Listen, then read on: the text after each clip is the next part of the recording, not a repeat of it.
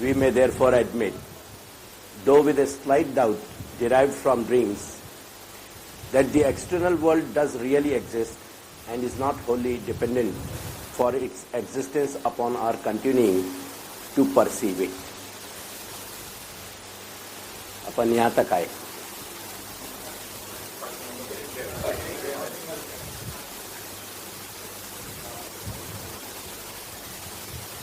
Of course, it is not by argument that we originally come by our belief in an independent external world.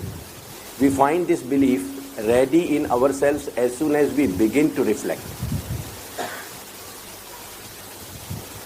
अब ये जो अपनी मान्यता भाई के अपने सेंसेशंस और सेंस डेटा के अनुरूप कहीं कोई यानी वास्तु कॉरस्पॉन्ड करती भाई फिजिकल प्रॉपर्टीज हैं या जो कंक्लूजन पे अपन पहुंचे वाकई लिए कह रहे हैं कि ये चीज के लिए या के लिए अपन को कोई बहुत ज़्यादा कसरत करनी पड़ी हो ऐसी बात नहीं है. या की स्वीकृति कुछ इंस्टिंक्टिवली अपने अंदर से आ रही है, कहीं अपन स्वीकार पा रहे हैं या ये बात अपन को ज़्यादा अप्लाई कर रही है, एप्लीकेबल है कि अपन ये स्वीकार लें कि अपने सेंस डेटा के अनुसार कुछ वाकई फिजिकल प्रॉपर्टीज़ हैं बाहर, विदाउट, विद इन यानी अपने अंदर के जो सेंसेशंस एंड विदाउट यानी जो प्रॉपर्टीज़ यहाँ फिजिकल प्रॉपर्टीज़ है. मैं फिर से बोलूँ, we find this belief ready in our self. वो एक प्रकार की अपने अंदर वो छुपी हुई कहीं स्वीकृति है ही, ये बात को समझा रहे हैं. We find this belief ready in our self as soon as we begin to reflect. As soon as जब जितना बिंदु पे अपन विचार करना प्रारंभ कर दें और जब जैसे जैसे विचार करते जाएं तो वो स्वीकृति अपनी अंदर से अपने आप उठने लगे कि ये बात अपन को एक्सेप्ट करनी चाहिए इन ए वे.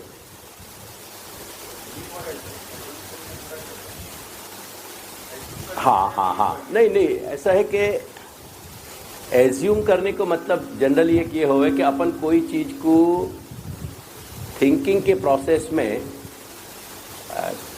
कोई चीज़ के एक पर्टिकुलर प्रकार या वाकई होने के तरीका या वाकई स्थिति को अपन एज्यूम कर रहे हैं, यानी एक तरीके से अपने माथे में वाकई विचारण में ला रहे हैं. और कोई चीज़ को एज्यूम करने के बाद समहाउ अपन ये वाकई एक्सेप्ट करने लगे कि नहीं, we should accept it in this form. वो अपना जो विचार है वो बिलीफ है. और यह के साथ एक बात और समझ लीजिए कि फेथ और बिलीफ में बहुत फ़र्क है. जैसे जैसे फैक्ट या जैसे जैसे परिस्थिति बदले अपने बिलीफ चेंज हो सके, लेकिन फेथ चेंज नहीं हो गए. क्या है कभी फिर मैं और डिफाइन करूंगा, पर ये डिस्टिंक्शन अपने माथे में रखियो. Faith can never B change. If it is changed it is not faith, but beliefs do go on changing as the circumstances change, and they force us to believe something else instead of something else which we had been believing in.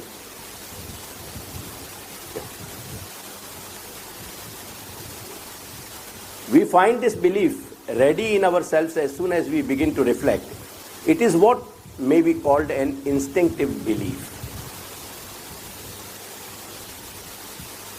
तो अब यानी यहाँ दो चीज़ बताई. अपन एक चीज़ को सोच रहे हैं कि अपने सेंसेशंस के सु कॉरस्पॉन्ड होने करने वाले जो सेंस डेटा हैं वो सेंस डेटा कोई फिजिकल प्रॉपर्टी से कॉरस्पॉन्ड कर रहे हैं, ये अपन सोच रहे हैं. और अपने अंदर से एक इंस्टिंक्शन कह रही है कि या को स्वीकार लो. वो जो इंस्टिंक्शन कह रही है वो बिलीफ है, और जो अपन कर रहे हैं वो सोच थिंकिंग है. मेरी बात इतनी समझ में आई. We should never have been led to question this belief but for the fact. अब या प्रश्न पे या अपने स्वीकार पे या स्वीकृति पे कभी प्रश्न नहीं खड़ा होता, परंतु परिस्थिति क्या है, for the fact that at any rate in the case of sight it seems as if the sense datum itself were instinctively believed to be the independent object.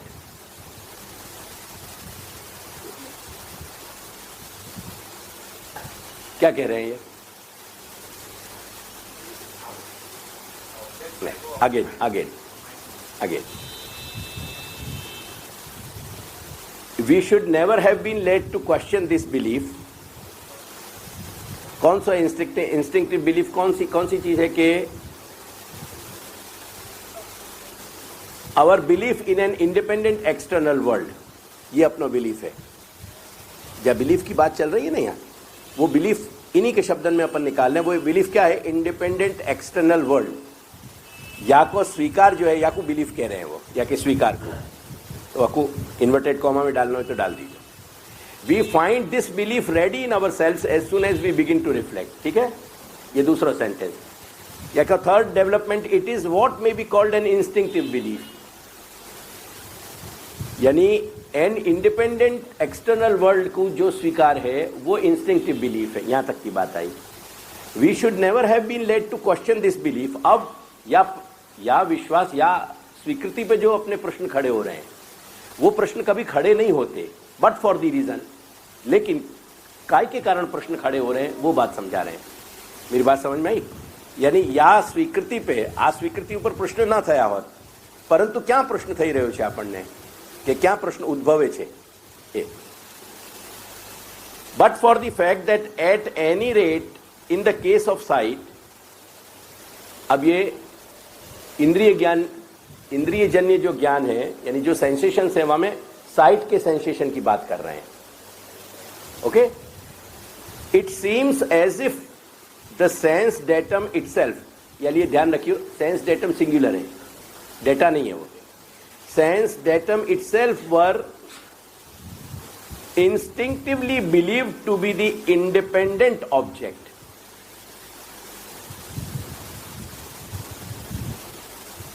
क्या कह रहे हैं? Read the line again. अपन थोड़े से आगे बढ़ रहे हैं. ये 2 सिटिंग में मैंने एक्सरसाइज करी. We get our self involve bit. या वाक्य को क्या मतलब है? At any rate in the case of sight. ठीक है ना. अब ये जो कॉमा के बीच की लाइन है वह को छोड़ दें अपन. इट सीम्स, या को सीधो मिला दे.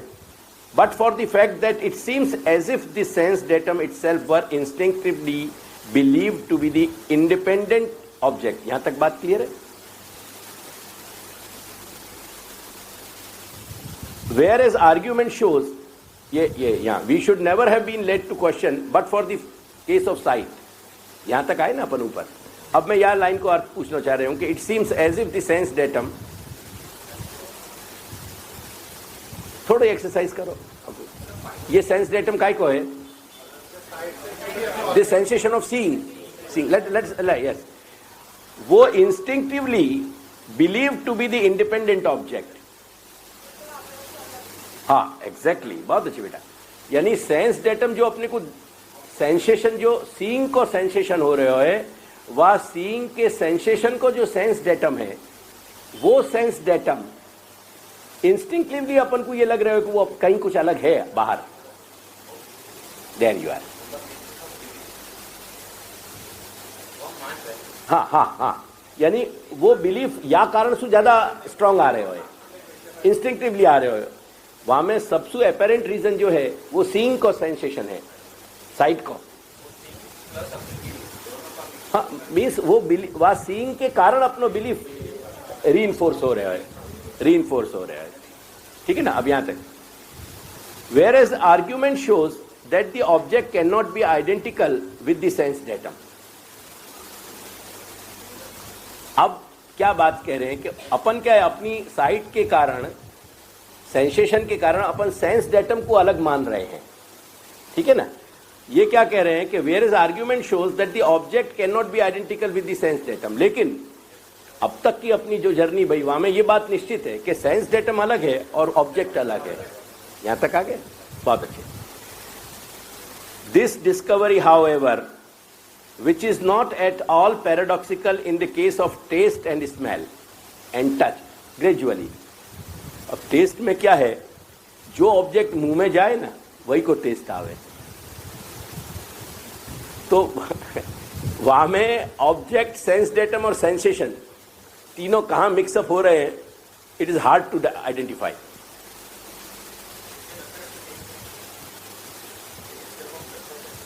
यानी जीभ पे तो अपन ने जो चीज रखी, जब तक जीभ पे जो चीज रखी नहीं जाएगी, मीन्स ऑब्जेक्ट की बात कर रहे हैं ना, रखे हो वो क्या है, सेंस डेटम के ऑब्जेक्ट है ना, तो एग्जैक्टली तो ऑब्जेक्ट, सेंस डेटम और सेंसेशन ये तीनों एक साथ घटित हो रहे हैं मोटे तौर पे। अभी अपन आगे चल, यहां तक की बात ख्याल में देरी बात,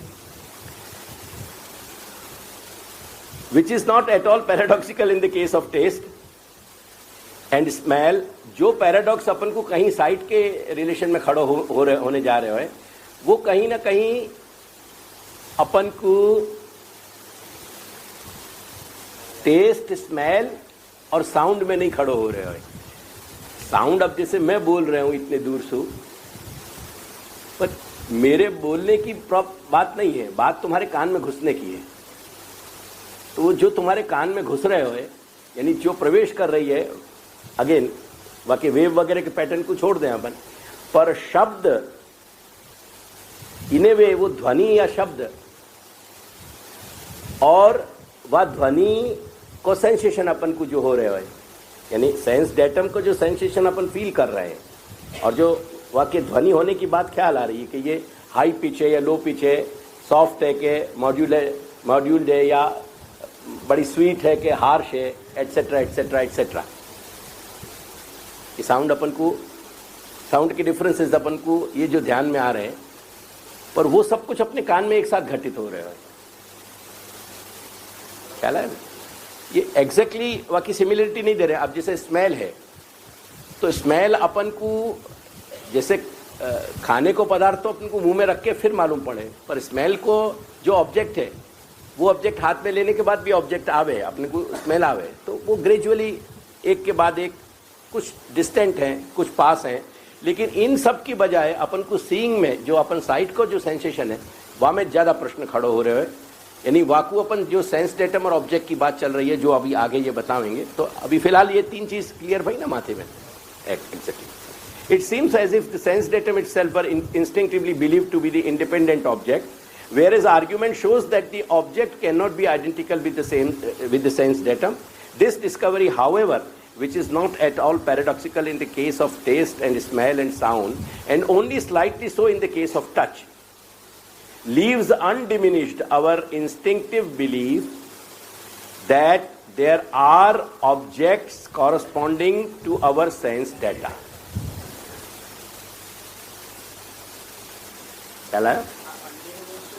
અનડિમિનિશ્ડ એટલે આપણો જે બિલીફ છે, જે આપણો બિલીફ છે કે નહીં, આ સેન્સ ડેટાને આપનારા કંઈક ઓબ્જેક્ટ છે, એ આપણો જે બિલીફ છે, એ એની જે તીવ્રતા છે, એ જ તીવ્રતાથી આપણી પાસે એ રહે છે, એમાં કોઈ જાતનું આપણને આપણું જે સ્વીકૃતિ છે, એ સ્વીકૃતિને છોડી દેવાની વાત આપણા મનમાં નથી આવતી, પણ આપણને એમ થાય છે કે નહીં, આપણી વાત પાકી છે. એટલે ટેસ્ટમાં, સાઉન્ડમાં અને સ્મેલમાં અને ટચમાં એ ચારે જે સેન્સીસ છે, એટલે સેન્સ ઓર્ગન્સ છે, તે એના જે સેન્સેશન્સ છે અને એમનો સેન્સ ડેટા છે, એ આપણો બિલીફ રીઇન્ફોર્સ કરે છે કે સમવેર સેન્સ ડેટમ જે આપણને મળી રહ્યો છે એની સાથે ઓબ્જેક્ટ છે. એક છે ને ઓબ્જેક્ટ, એનું કંઈક કારણ હોય ને તો જ આપણને સ્મેલ આવે ને. કોઈ ફૂલ, પુષ્પ આપણે કંઈક ક્યાંથી નીકળ્યા હોય ને પુષ્પ હોય અને પુષ્પનો સુવાસ આવે તો આપણને પુષ્પના કારણે એ સુવાસ દેખાય ને. અથવા તો અત્તર આપણે એક કશા રૂમાં કે કશામાં લઈને બેસીએ તો એ રૂમાં જે અત્તરની ડ્રોપ છે એ ઓબ્જેક્ટ થયું ને. Exact, so on so fourth. Since this belief does not lead to any difficulties, but on the contrary tends to simplify and systematize our account of our experiences. આપણા જે એક્સપિરિયન્સીસ છે એને બધું પુષ્ટ કરે છે, એ વેરીફાઈ કરે છે. There seems no good reason for rejecting it by common sense. We may therefore admit, though with a slight doubt, derived from dreams, though with a slight doubt derived from dreams, that the external world does really exist and is not wholly dependent for its existence upon our continuing to perceive it. बात समझ में आई? है यानी dreams को apart रख दें अपन बगल में थोड़ा सा, तो वाकई अलावा ओवरऑल जो जागृत अवस्था की अपनी अनुभूति है उनके आधार पर अपन को ये बात अधिक से अधिक मन में बैठने लग जाए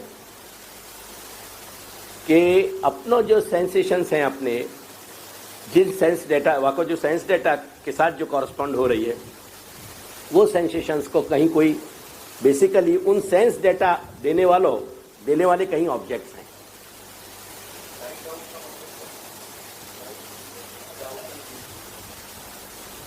પેલો ડ્રીમના કારણે वो ડ્રીમમાં કોરસ્પોન્ડ નથી થતું ને. ડ્રીમના જે સેન્સેશન્સ છે એ સેન્સેશન્સ એમના એનું સેન્સ ડેટા કોઈ ઓબ્જેક્ટ સાથે કોરસ્પોન્ડ નથી થતું. અને પેલું સ્લાઇડ ડાઉટનો એક્સપ્રેશન એટલા માટે આપે છે કે ક્યાંક પેલો સવારે આપણે ફિઝિકલ રીઝન જોયા, પેલું કમાડ બંધ કર્યું એની જે અવાજ આવી એના કારણે ક્યાંક પેલું જે ડ્રીમ ચાલતું હતું એક એનું યુદ્ધનું, એ બેટલના સીનમાં પેલા આર્મામેન્ટની જે ધડાકાઓ છે એ ધડાકાઓ એની સાથે એસોસિએટ થઈ શકે, એટલે એનો કાંઈક એવું કારણ શોધી શકાય. અગર એને સાયન્ટિફિકલી બહુ આપણે ઊંડાણમાં જઈને એને રિલેટ કરવા માગતા હોઈએ તો, પણ છતાંય એ બેટલની આપણને ફિલિંગ થઈ રહી છે, એટલે જે યુદ્ધ આપણને અનુભવાય છે ડ્રીમમાં, એના માટે કોઈ યુદ્ધ સાથે એનું ઓબ્જેક્ટ તો વેરિફિકેશન નહીં થાય ને, કોરસ્પોન્ડ નહીં થાય એના ફેક્ટ સાથે.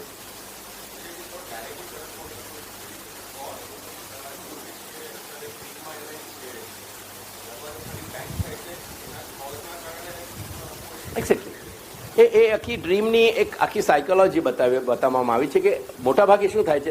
અગેન આપણે ડ્રીમની થિયરીમાં નથી જઈ રહ્યા, અને ડ્રીમના હમણાં કેમ કે આપણા ત્યાં શું થાય છે, મોટાભાગે આપણા માર્ગમાં સ્વપ્નનું થોડુંક મહત્વ બતાવેલું છે ભગવત સંબંધી. એટલે યુઝ્યુઅલી શું છે કે 99% વૈષ્ણવો એમાં ટ્રેપ થયા કરે છે, અને ઘણી બધી ભ્રમણાઓ એના કારણે પણ ઊભી થાય છે, અને ઘણા બધા સ્વપ્નો હોય છે કે નથી હોતા પણ એ એઝ્યુમ કરી લે છે કે સ્વપ્નો હોય છે. એટલે આ it's a little a big topic, એટલે એમાં હું નથી જતો. એક તો પહેલાં હું કહી દેવા માગું છું કે આપણા જે કંઈક ભગવત સંબંધી ડ્રીમ્સ હોય છે કે હોતા હોય છે કે કોઈકને આવતા હોય છે, એ ડ્રીમ્સ અનુભવાતા હોય છે, એની ચર્ચા અત્યારે આપણે નથી કરી રહ્યા. We are keeping a part. Usually ડ્રીમ્સનું આખું મેકેનિઝમ એવું છે કે ડ્રીમ્સ આપણી અંતરચેતનામાં રહેલા ક્યાંક જે ઇમ્પ્રેશન્સ હોય છે એ આપણા પોતાની લાઈફના, right from the childhood, even infancy, બાળક 5-10 દિવસના 15 દિવસનું હોય ત્યારના પણ ઇન્સિડન્ટ્સ ક્યાંક એની ચેતનામાં ગયેલા હોય એવા પણ એવિડન્સીસ મળ્યા છે સાયકોલોજીના ઇતિહાસમાં. અને એટ ટાઈમ્સ ક્યાંક એ ઇમ્પ્રેશન્સ આપણા અંતરાત્મા એટલે આપણા જીવ ચૈતન્યમાં ઇવન પાસ્ટ બર્થથી પણ કેરી થાય છે, એવો પણ એવિડન્સીસ હમણાં ગેધર કર્યા છે on the ground of scientific hypnotism. હિપ્નોટિઝમનું અત્યારે જે એક સાયન્ટિફિક રિસર્ચની આખી જે વિંગ છે એના માધ્યમથી. સો ઇન દેટ કેસ ક્યાંક ને ક્યાંક મનુષ્ય સાથે બનેલા બનાવો, ઘટનાચક્ર જે બહુ ડીપ કોન્શિયસ એમાં સાયકીમાં ઉતરી જાય છે, એવા ક્યાંક રીઝન્સથી ઘણા બધા સ્વપ્નો એના પરિણામ સ્વરૂપે આવતા હોય છે, ઉદ્ભવતા હોય છે અને રિલેટ થતા હોય છે. અને એકોર્ડિંગ ટુ હ્યુમન સાયકોલોજી એના સમજો કે એ વખતે ક્યારેક કોઈ ઘટના એવી બની હોય કે મોમેન્ટરીલી શોકમાં જતી રહી હોય આપણી આંતરચેતના, તો અને પછી એ બધું નોર્મલાઇઝ થઈ ગયું હોય, તો એ આંતરચેતનાને જે શોક અનુભવાયું એનો જે ડ્રીમ આવશે ને એ એકદમ ભયાનક અવસ્થામાં જ આવશે. એ આખું નાઇટમેરની જેમ આવશે કે જેમાં એકદમ ઇવન સૂતેલો હોય માણસ ડ્રીમ જોતો હોય પણ પરસેવા આવી જાય, હાર્ટબીટ વધી જાય વગેરે વગેરે, એના બધા ફિઝિકલ સિમ્ટમ્સ પણ ક્રિએટ થતા હોય છે. અને એમાં આવા બધા રીઝન્સ છે ને બહુ મોટા ભાગ ભજવતા હોય છે. કે દાખલા તરીકે સૂતો હોય માણસ, ગરમીના દિવસ હોય, દરવાજા ખુલ્લા હોય ને ક્યાંક જોરથી પવન આવ્યો ને દરવાજો ધડાકથી બંધ થયો અને એ ધડાકથી એની નીંદ ડિસ્ટર્બ ના થાય, એની ઊંઘમાંથી એ જાગૃત ના થઈ જાય, પણ ઉલટો એના ઊંઘમાં જે ડ્રીમ આવી રહ્યો છે એ એન્ફોર્સ થઈને એના કંઈક ભયંકર પરિણામ લઈને એ નોઇઝ બીજા ફોર્મમાં એના ડ્રીમમાં પ્રોજેક્ટ થઈ જાય. એવા બધા કારણો બનતા હોય છે. Is it all right? ફાઇન. હવે આ શું મીનિંગ થયું અહીંયા? हाँ, मतलब कहाँ है अपन? यानी it and is not wholly dependent for its existence. એટલે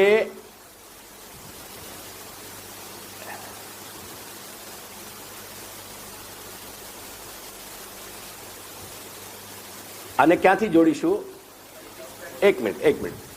વી મે ધેરફોર એડમિટ, સીધું અહીંયા આવી જઈએ. We may therefore admit that the external world does really exist and is not wholly dependent for its existence upon our continuing to perceiving it.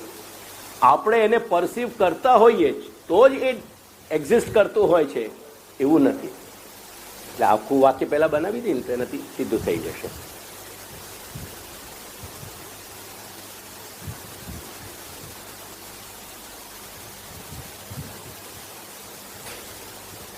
હવે એક વાક્ય હજી મને એમ થાય છે કે આપણને સમજમાં આવ્યું કે નહીં, એને હું કન્ફર્મ કરવા માગું છું. It seems as if the sense datum itself were instinctively believe to be the independent object. શરૂઆતની ઓફકોર્સનું જે પેરા શરૂ થાય છે, we should never have been led to question this belief but for the fact that at any rate in the case of sight it seems as if the sense datum itself was instinctively believed to be the independent object. આ વાક્યનું શું meaning છે?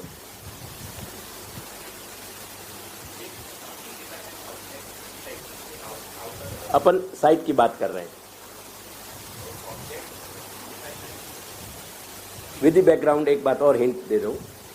अन्य जो 4 sense organs हैं और sensations हैं उनको दिक्कत नहीं आ रही है, वो ऑब्जेक्ट में को कहीं ना कहीं समझ पा रहे हैं. मतलब वाक्य आधार पे अपन ऑब्जेक्ट्स को समझ पा रहे हैं, वेरीफाई कर पा रहे हैं. यहाँ क्या हो रहे हो? Read the lines and then tell me.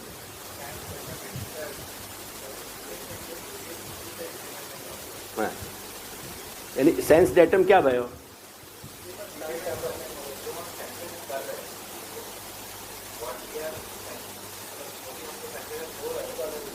Sensations में, हाँ एग्जैक्टली, बिल्कुल ठीक.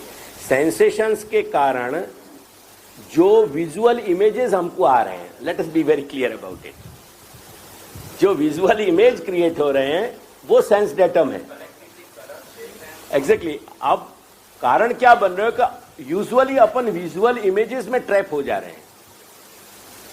अपन को इंस्टिंक्टिवली वहां को ऑब्जेक्ट खोजने की जरूरत नहीं लग रही है. फर्स्ट इंप्रेशन की बात है. Let's not think about the visual effects. Let us try to understand visual effects visually. Don't try to think. કેમ કે આપ વિચારવામાં જવા માંગતા હતા કે વિઝ્યુઅલ ઇફેક્ટ શું છે. વિઝ્યુઅલ ઇફેક્ટને વિઝ્યુઅલ ઇફેક્ટ સુધી સીમિત રાખો. શબ્દને વિચારી ના શકાય. ખ્યાલ આવ્યું ને? શબ્દને વિચારી ના શકાય, સાંભળી શકાય. પછી સાંભળ્યા પછી વિચાર કરતા હોય, it is a different case. પણ શબ્દની જે અનુભૂતિ છે એ વિચારમાં નથી. એ अपन कोई भी मिठाई को या कोई भी टुकड़ा, बर्फी को टुकड़ा लेके अपन यहाँ हाथ पे रख लें यहाँ पे, और फिर कहें कि अपन अपनी स्किन से कहें कर या कुछ टेस्ट, वो नहीं हो सके. तो मतलब वो फैकल्टीज, तो विजुअल इफेक्ट का है. वो बात कितनी कह रहे हैं खाली कि अपनी 5 सेंसेशंस में शू विजुअल सेंसेशन एक ऐसा है कि जो सेंस डेटम को इस ऑब्जेक्ट की तरह ट्रीट कर रहे हो. That's all. इतनी सी बात है. ये चीज अपने माथे में शू पकड़ में नहीं आ रही थी, या लीजिए लौटे. चलो The argument which has led us to this conclusion is doubtless strong than we could wish. Okay? But it is typical of many philosophical arguments, and it is therefore worthwhile to consider briefly its general character and validity. हमने जा ढंग से या बात को सोच रहे हैं वहाँ पे और अभी वाकी वैलिडिटी को हम और ध्यान में ले लें. अंडरलाइन करो. ऑल नॉलेज वी फाइंड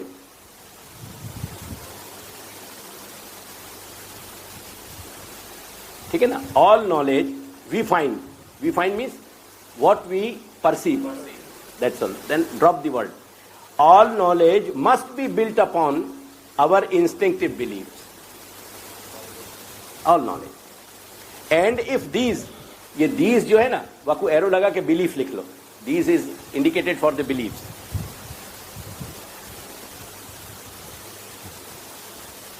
यदि अपन अब यूं पढ़े, and if these beliefs may have if these beliefs are rejected, nothing is left. चला. इन सारे सेंसेशंस के साथ साथ एक इंस्टिंक्टिव वाकी एक्सेप्टेंस भी अपने अंदर उठ रही है, और वो इंस्टिंक्टिव एक्सेप्टेंस जो सबकॉन्शियसली उठ रही है, जब अपन नहीं समझ पा रहे हैं, अगर ये बिलीफ्स रिजेक्टेड हो जाएं, नथिंग इज लेफ्ट. यानी सेंसेशंस को एक्सेप्टेंस क्या हो रहे हो, यानी इन द सेंस सेंसेशंस हो रहे हैं, लेकिन सेंसेशंस को रिकॉग्निशन कहां हो पा रहे हो. As in a person in a coma, in a state of coma, वो क्या हो रहे हो वहां.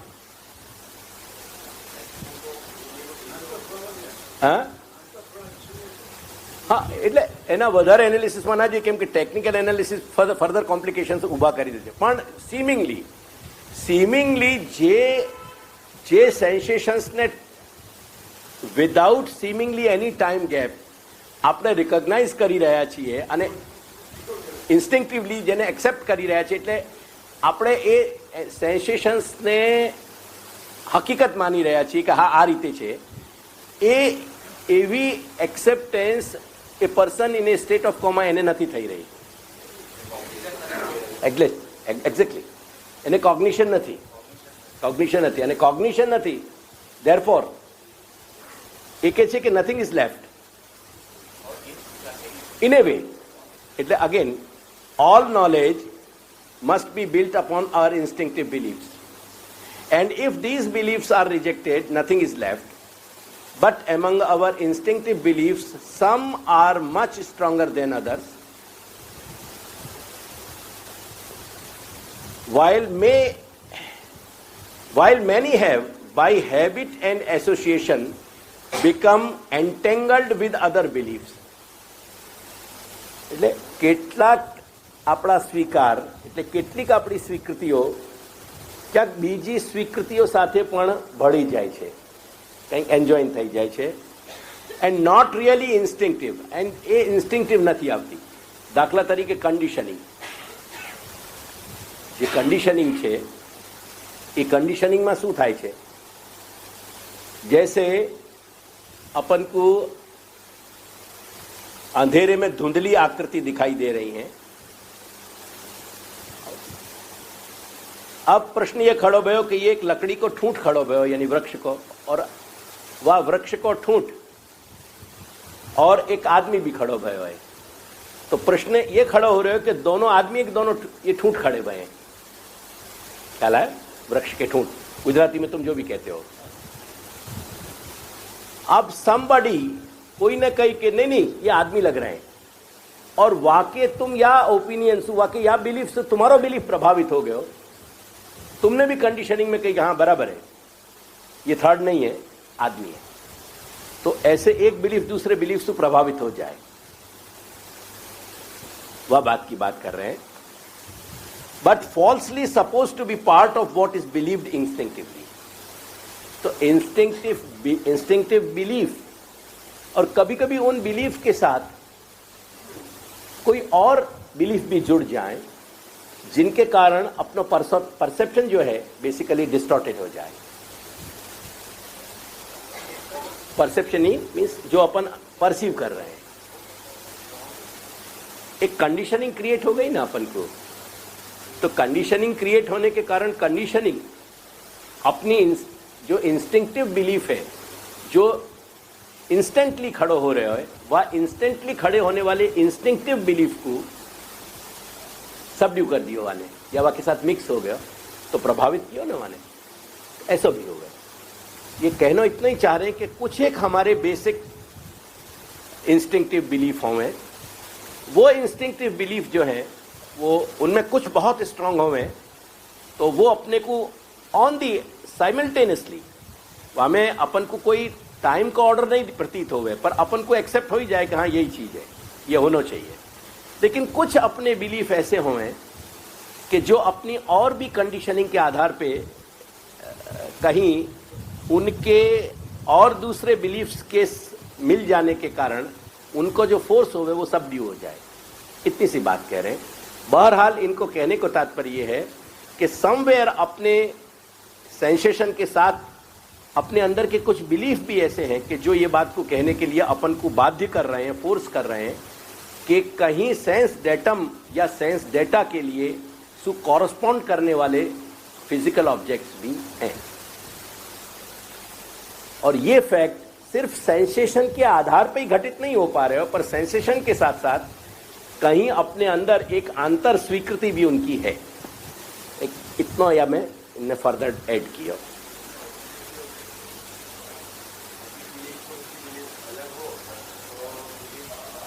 मतलब मैं एग्जैक्टली कोई दूसरे के बिलीफ की बात नहीं कर रहा हूँ। कभी कभी આપણા પોતાના જ બિલીફ બહુ પુઅર થઈ જતા હોય, અને પુઅરનેસના એ જે બિલીફ એક વીક બિલીફ છે એના કારણે એટ સર્ટન પોઈન્ટ જે આપણું પરસેપ્શન છે, એટલે જે આપણી અનુભૂતિઓ છે, એ સેન્સેશન્સને આપણે સપોર્ટ નથી કરી શકતા, રેકોગ્નાઇઝ નથી કરી શકતા। ખ્યાલ આવે મેરી? मैं को फर्दर कंफ्यूज नहीं करना चाह रहा हूँ, पर या के साथ अगर मैं संशय अपने इंडियन जो संशय का जो थॉट है ना, अगर वाकू में प्रोजेक्ट अभी करूँ ना तो और कुछ याकू अपन गहराई में ले जा सकें, but it's enough for the time being. Philosophy should show us the hierarchy of our instinctive beliefs. हवे अहियां समझाशे वधारे। वो कह रहे हैं कि फिलॉसफी का जो चिंतन है वो चिंतन यही लिए किया जाए कि हमारे जो जितनी भी स्वीकृतियां हैं उन स्वीकृति में एक ग्रेजुअल डेवलपमेंट अपन सिस्टमेटाइज कर सकें, वह सिस्टमेटिक बना सकें। Philosophy should show us the hierarchy of our instinctive beliefs beginning with those we hold most strongly and presenting each as much isolated and as free from irrelevant additions as possible। हमारे प्रत्येक स्वीकृति को हम कोई भी प्रकार की असंबद्धताएं, यानी वहां में कोई भी प्रकार की इरेग्युलरिटीज नहीं आ जाएं, ऐसी इरेग्युलरिटीज को दूर करके और हमारे कोई भी जो स्ट्रांग बिलीफ है हम वाकू जब प्रोसेस्ड करके जब वाकू कंफर्म कर लें या कंफर्म करने की सिचुएशन में ले आवें, ये प्रोसेस फिलॉसफी को है और ये फिलॉसफी काम करती हो। It should take care to show, यानी फिलॉसफिकल थिंकिंग जो है that should take care to show that in the form in which they are finally set fourth.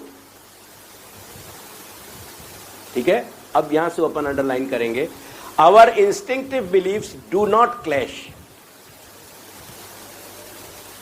वाको process को परिमार्जन, वाको कैसे अपने को प्योरीफाई करना चाहिए या कैसे वाको डिस्टिल्ड करना चाहिए। Should not beliefs do not clash, that it clashes with others, thus if they are found to harmonise, अगर हमारे बिलीफ्स की जो श्रृंखला है अगर वो उनमें हार्मनी है, अगर हमारे थॉट्स में कंसिस्टेंसी है, the whole system becomes worthy of acceptance. हाँ,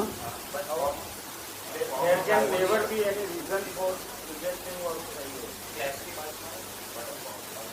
एक मिनट पे, हाँ, with others, thus if they are found to harmonise, ये बोल गया ना मैं, मेरे टेक्स्ट में कहीं गड़बड़ हो रही है। चलो तुम पढ़ो एक जने यहाँ से, our instinctive beliefs do not clash, हाँ,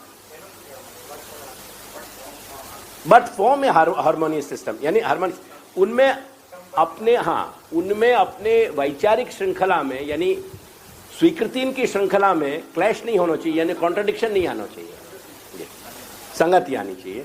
there can never be any reason for rejecting one instinctive belief except that it clashes with others. क्या लाया? There can never be any reason for rejecting one instinctive belief except that it clashes with others. जब तक कोई एक instinctive belief दूसरे instinctive beliefs के साथ clash, यानी हमें अगर कॉन्ट्राडिक्टरी नहीं आ रहे हो, तब तक वह को छोड़ देने को कोई कारण नहीं है। If they are found to harmonise, the whole system becomes worthy of acceptance. तो हमारी मान्यता को, हमारी स्वीकृति को जो आउटकम है वो वर्दी ऑफ रिलायंस हो जाए, वहां पे अपन आधार रख सकते। बस यहां तक करो, एक वर्दी ऑफ एक्सेप्टेंस तक।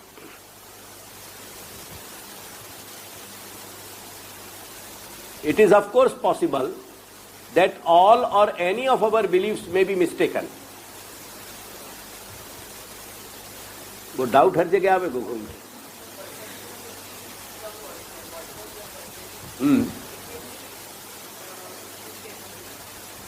नहीं, वो परसेप्शन को जो अपन स्वीकार रहे हैं, वो स्वीकृति भी मिस्टेकन हो सके। हाँ, there is nothing wrong about it, and therefore all ought to be held with at least some slight element of doubt. यानी हमको इन सब के विषय में जब विचार कर रहे हैं, क्रमशः विचार कर रहे हैं, यानी कैटेगरिकल, स्टेप बाय स्टेप, तो हमको एक डाउट का एलिमेंट तो खड़ा रखना ही चाहिए। But we cannot have reason to reject a belief except on the ground of some other belief. जब तक एक बिलीफ को कोई स्ट्रॉन्ग रीजन, यानी कोई ऐसा कारण नहीं बने कि जो वाकू रिफ्यूट करते हो, जो वाकू रिफ्यूज करते हो, तब तक अपन वाकू ड्रॉप नहीं कर सकते।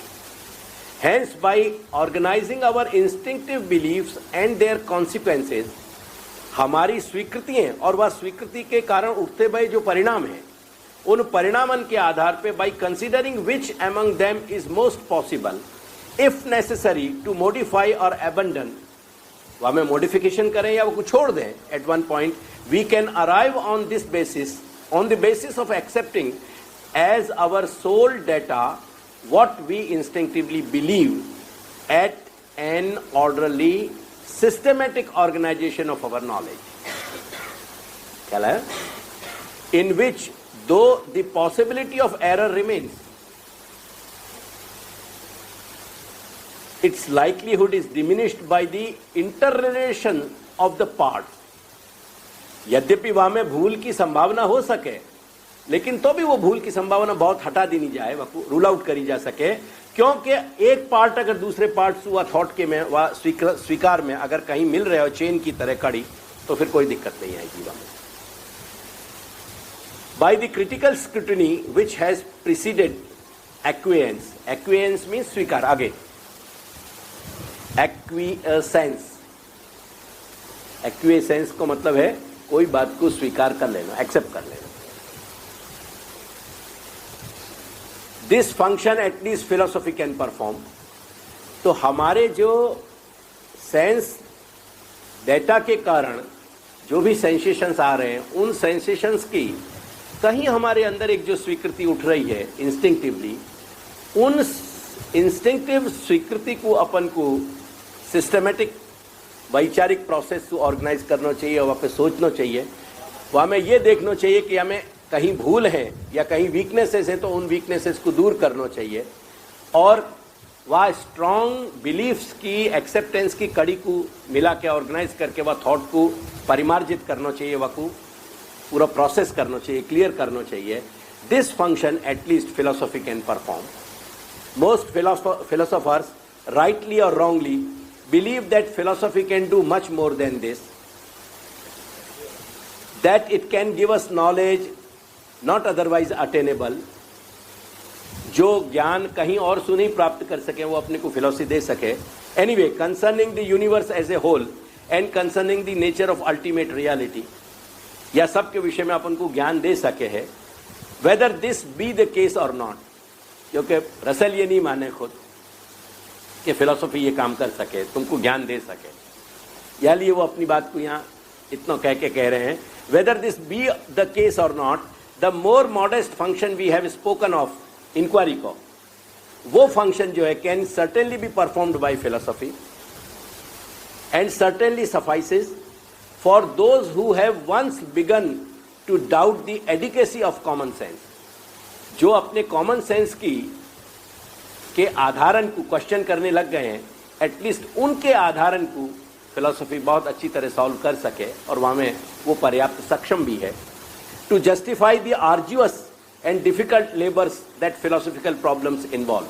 और जो फिलोसफिकल प्रॉब्लम्स हैं उनमें जो कठिन और अपन को श्रमित करने वालों जो प्रयास अपन को वहाँ में जाए, वह सबको फिलोसफी या फिलोसफी को चिंतन जो है यानी दार्शनिक चिंतन वह को सफल बना सके. ठीक है.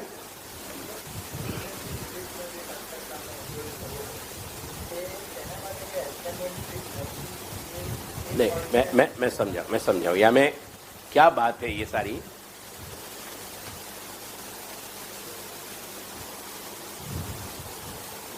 सेंसेशंस तो अपन को अपनी अनुभूति को जगत तो लाइव हो जाए, लेकिन हर सेंसेशन को अगर अपन एक्सेप्टेंस या नॉन एक्सेप्टेंस के इंस्टिंक्टिव अंदर रही भाई, या मैं दूसरे अपने ढंग से थोड़ा समझाऊं, अपने भारतीय ढंग से. अपने एक शतकमल पत्र न्याय है. शतकमल पत्र न्याय, कमल के 100 पत्ताएं लेकर के और उनको अपन सेट कर लें, गड्डी बना लें, और फिर अपन सुई को डालें, तो अपन को ये लगेगा अपेरेंटली कि सुई एक साथ ऊपर आ गई है. पर यही को जब अपन माइक्रोस्कोपिक स्लो प्रोसेस में जाएंगे तो अपन को समझ दिखाई देगा कि सुई की नोक जो है एक के बाद एक पत्ता में गई है.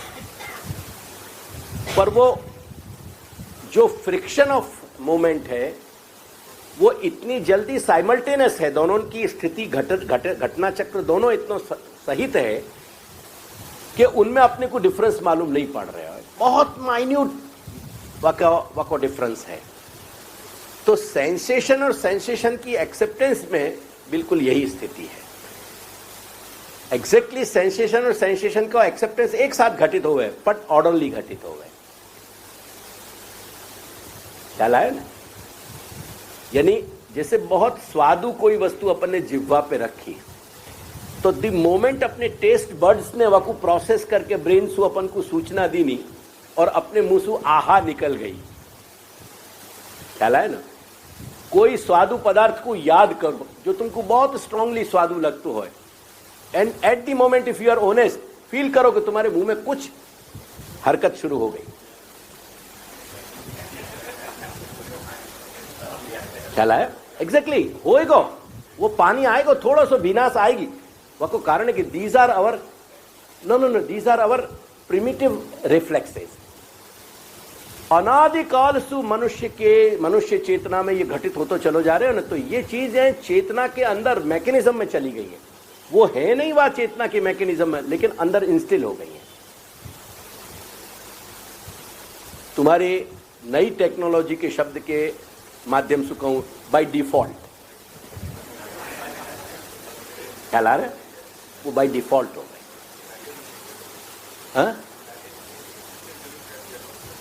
हाँ, यानी इंस्टिंक्टिव जो वाको अपन को जो समझ या वाको स्वीकार हो रहे हो. इन वे स्वीकार का मीनिंग क्या है?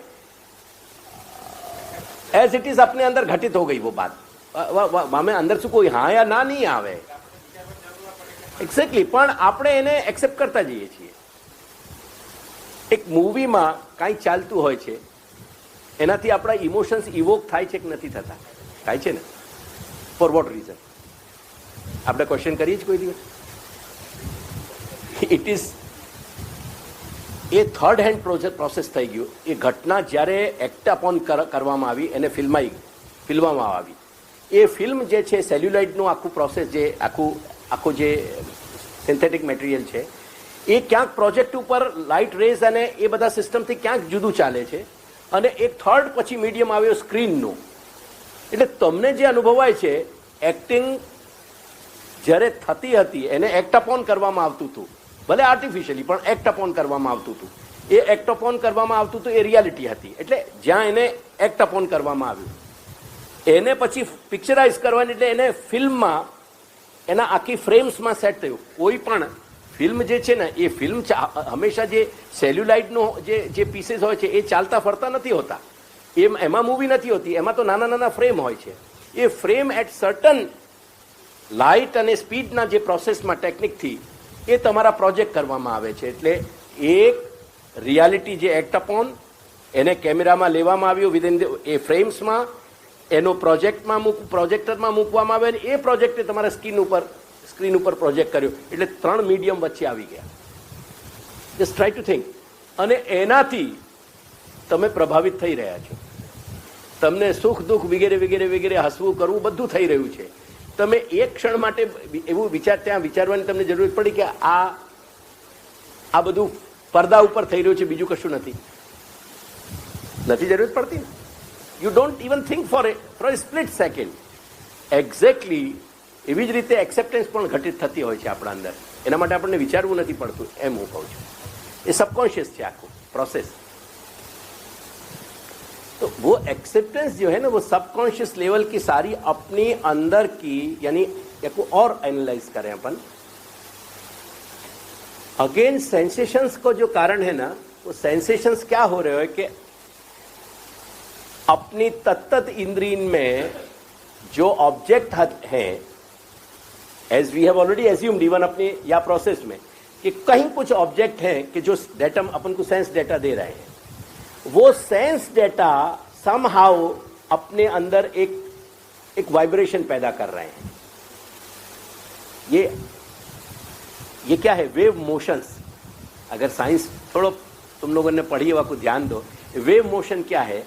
एक पॉइंट से दूसरे पॉइंट तक जो एनर्जी को ट्रांसफर है, यानी जब मैं डिस्टर्बेंसेस को करूं, जो डिस्टर्बेंसेस है, साइंस वकू डिस्टर्बेंस कहवे, जो एनर्जी ट्रांसफर हो रही है वो डिस्टर्बेंसेस है. इन ए वे वो डिस्टर्बेंसेस एक पॉइंट से दूसरे पॉइंट पे ट्रांसफर हो रहे हैं, वो वेवलेंथ ले जा रही है, वेव मोशन. तो वो वेव मोशन जो है, वो जो ट्रांसफर कर रही है, तो वो वह वेव मोशन के कारण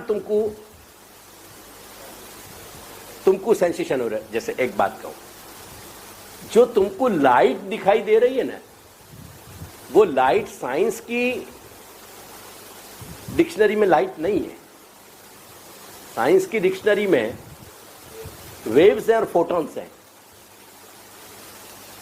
साइंस लाइट को स्वीकारेगा, फोटॉन्स को स्वीकारेगा? तेरी बात. तो साइंस के पास लाइट नाम की कोई चीज है नहीं. क्या लाई मेरी बात? तो वो जो वेव्स आ रहे हैं, वो वेव्स को इंटरेक्शन, कुछ मैकेनिज्म अपने अंदर है जो उनको, अब जैसे कान की फैकल्टी है, वो वाकई सेंसेशन को काय में प्रोजेक्ट कर रही है? साउंड में, ध्वनि में. अब आंख को मैकेनिज्म है, वो क्या कर रहे हो? अब जैसे इलेक्ट्रोमैग्नेटिक फील्ड जो है, अब वो इलेक्ट्रिकल वेव्स जो हैं, अब ये इलेक्ट्रोमैग्नेट पूरा जो फिनोमिनन है, अब वो वेव्स को जब तुम एक इंस्ट्रूमेंट को फ्रीज में सु पास कर रहे हो, तो रिजल्ट क्या मिल रहे हो? जब हीटर में सु पास कर रहे हो तो क्या मिल रहे हो? जब फिलामेंट में सु पास कर रहे हो तो क्या मिल रहे हो? So on and so forth ad infinitum. जितना या तुम गैजेट बना सको वहां तक एड इन्फिनिटम हो गई है, अंतहीन. वहां पे एनर्जी कौन सी है, एक है ना, लेकिन आउटकम कितने हैं? तो वो काय पे डिपेंड कर रहे हो आउटकम? इंस्ट्रूमेंट पे, गैजेटरी पे करके अपनी आंख की जो गैजेटरी है वहां में वो जो डिस्टर्बेंसेस जो वेव मोशन में आ रहे हो वो कैसे रूप में फाइनल आ रहे हो? मीन्स विजुअल इफेक्ट्स में, वो विजुअल इफेक्ट्स में प्रोजेक्ट हो रहे हो, वो साउंड में हो रहे हो, वो टेस्ट में हो रहे हो, वो स्मेल में हो रहे हो, वो टच में हो रहे हो। बेसिकली इतना ही घटना घटित हो रही ना। अब अगर अपन यहीं तक रख दें तो क्या भयो? एक गूंगे को अपन ने गुड़ खवा दियो, क्या बोलेगा वो?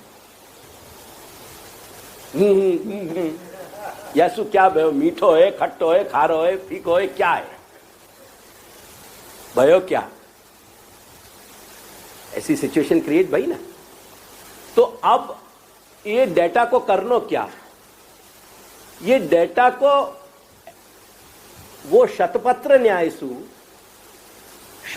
न्यायसु जो तुरंत की तुरंत वाकई अपने अंदर एक कहीं बात घटित हो गई स्वीकारने की, जो स्वीकृति की फैकल्टी विजुअल, ऑरल या टेक्टाइल, टच इत्यादि की, इन सारी फैकल्टीज तो कहीं अलग फंक्शन है जो अंदर अपने अंदर को स्वीकार आ रहे हो।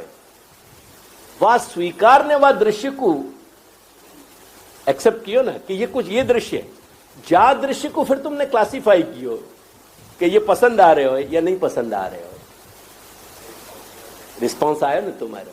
अब जैसे कोई भयानक दृश्य हो तो चीत्कार आ जाए कि नहीं देखना है, तो वो नहीं देखने को जो साइमल्टेनियस जो प्रोसेस घटित हुआ वो क्या है?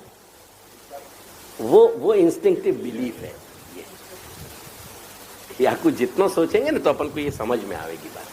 तो वो प्रोसेस आखी अलग है, वो सेंसेशंस के साथ अपन वो कोई मिक्सअप नहीं कर सके, वो एक इंडिपेंडेंट प्रोसेस है।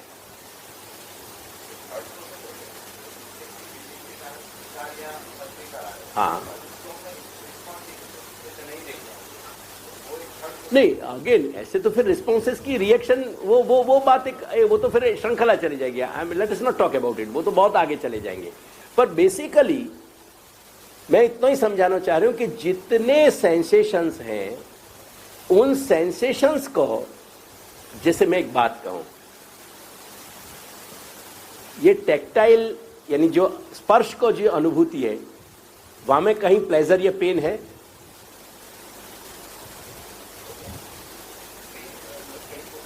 अगर हो रहे हो तो जब आप सेंस को नलीफाई कर दिए गए, डल बना दिए गए, वह बखत क्यों नहीं हो रहे हो?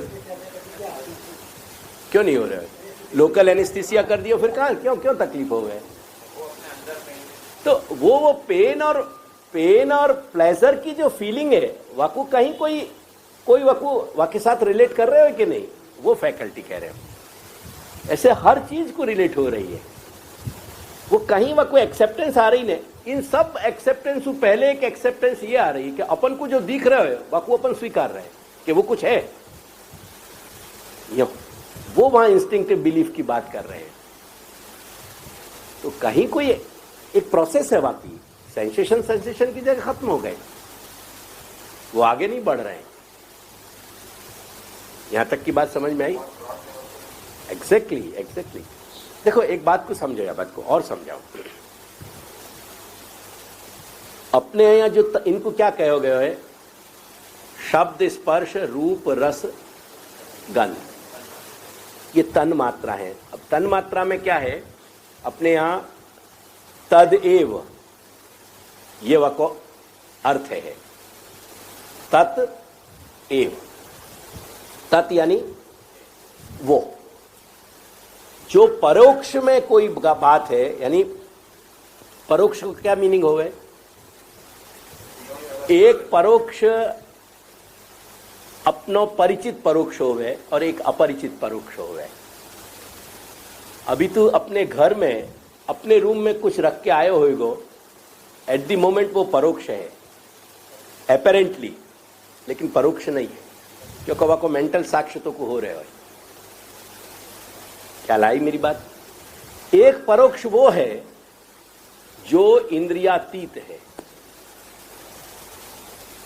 ओके, अब जो इंद्रियातीत जा परोक्ष को कभी भी तेने कोई पॉइंट पे साक्षात्कार नहीं भयो है, वाको परामर्श तत् करे, यानी तत् जो है वो या प्रत्यक्ष को भी परामर्श करे और वा प्रत्यक्ष को भी परामर्श करे।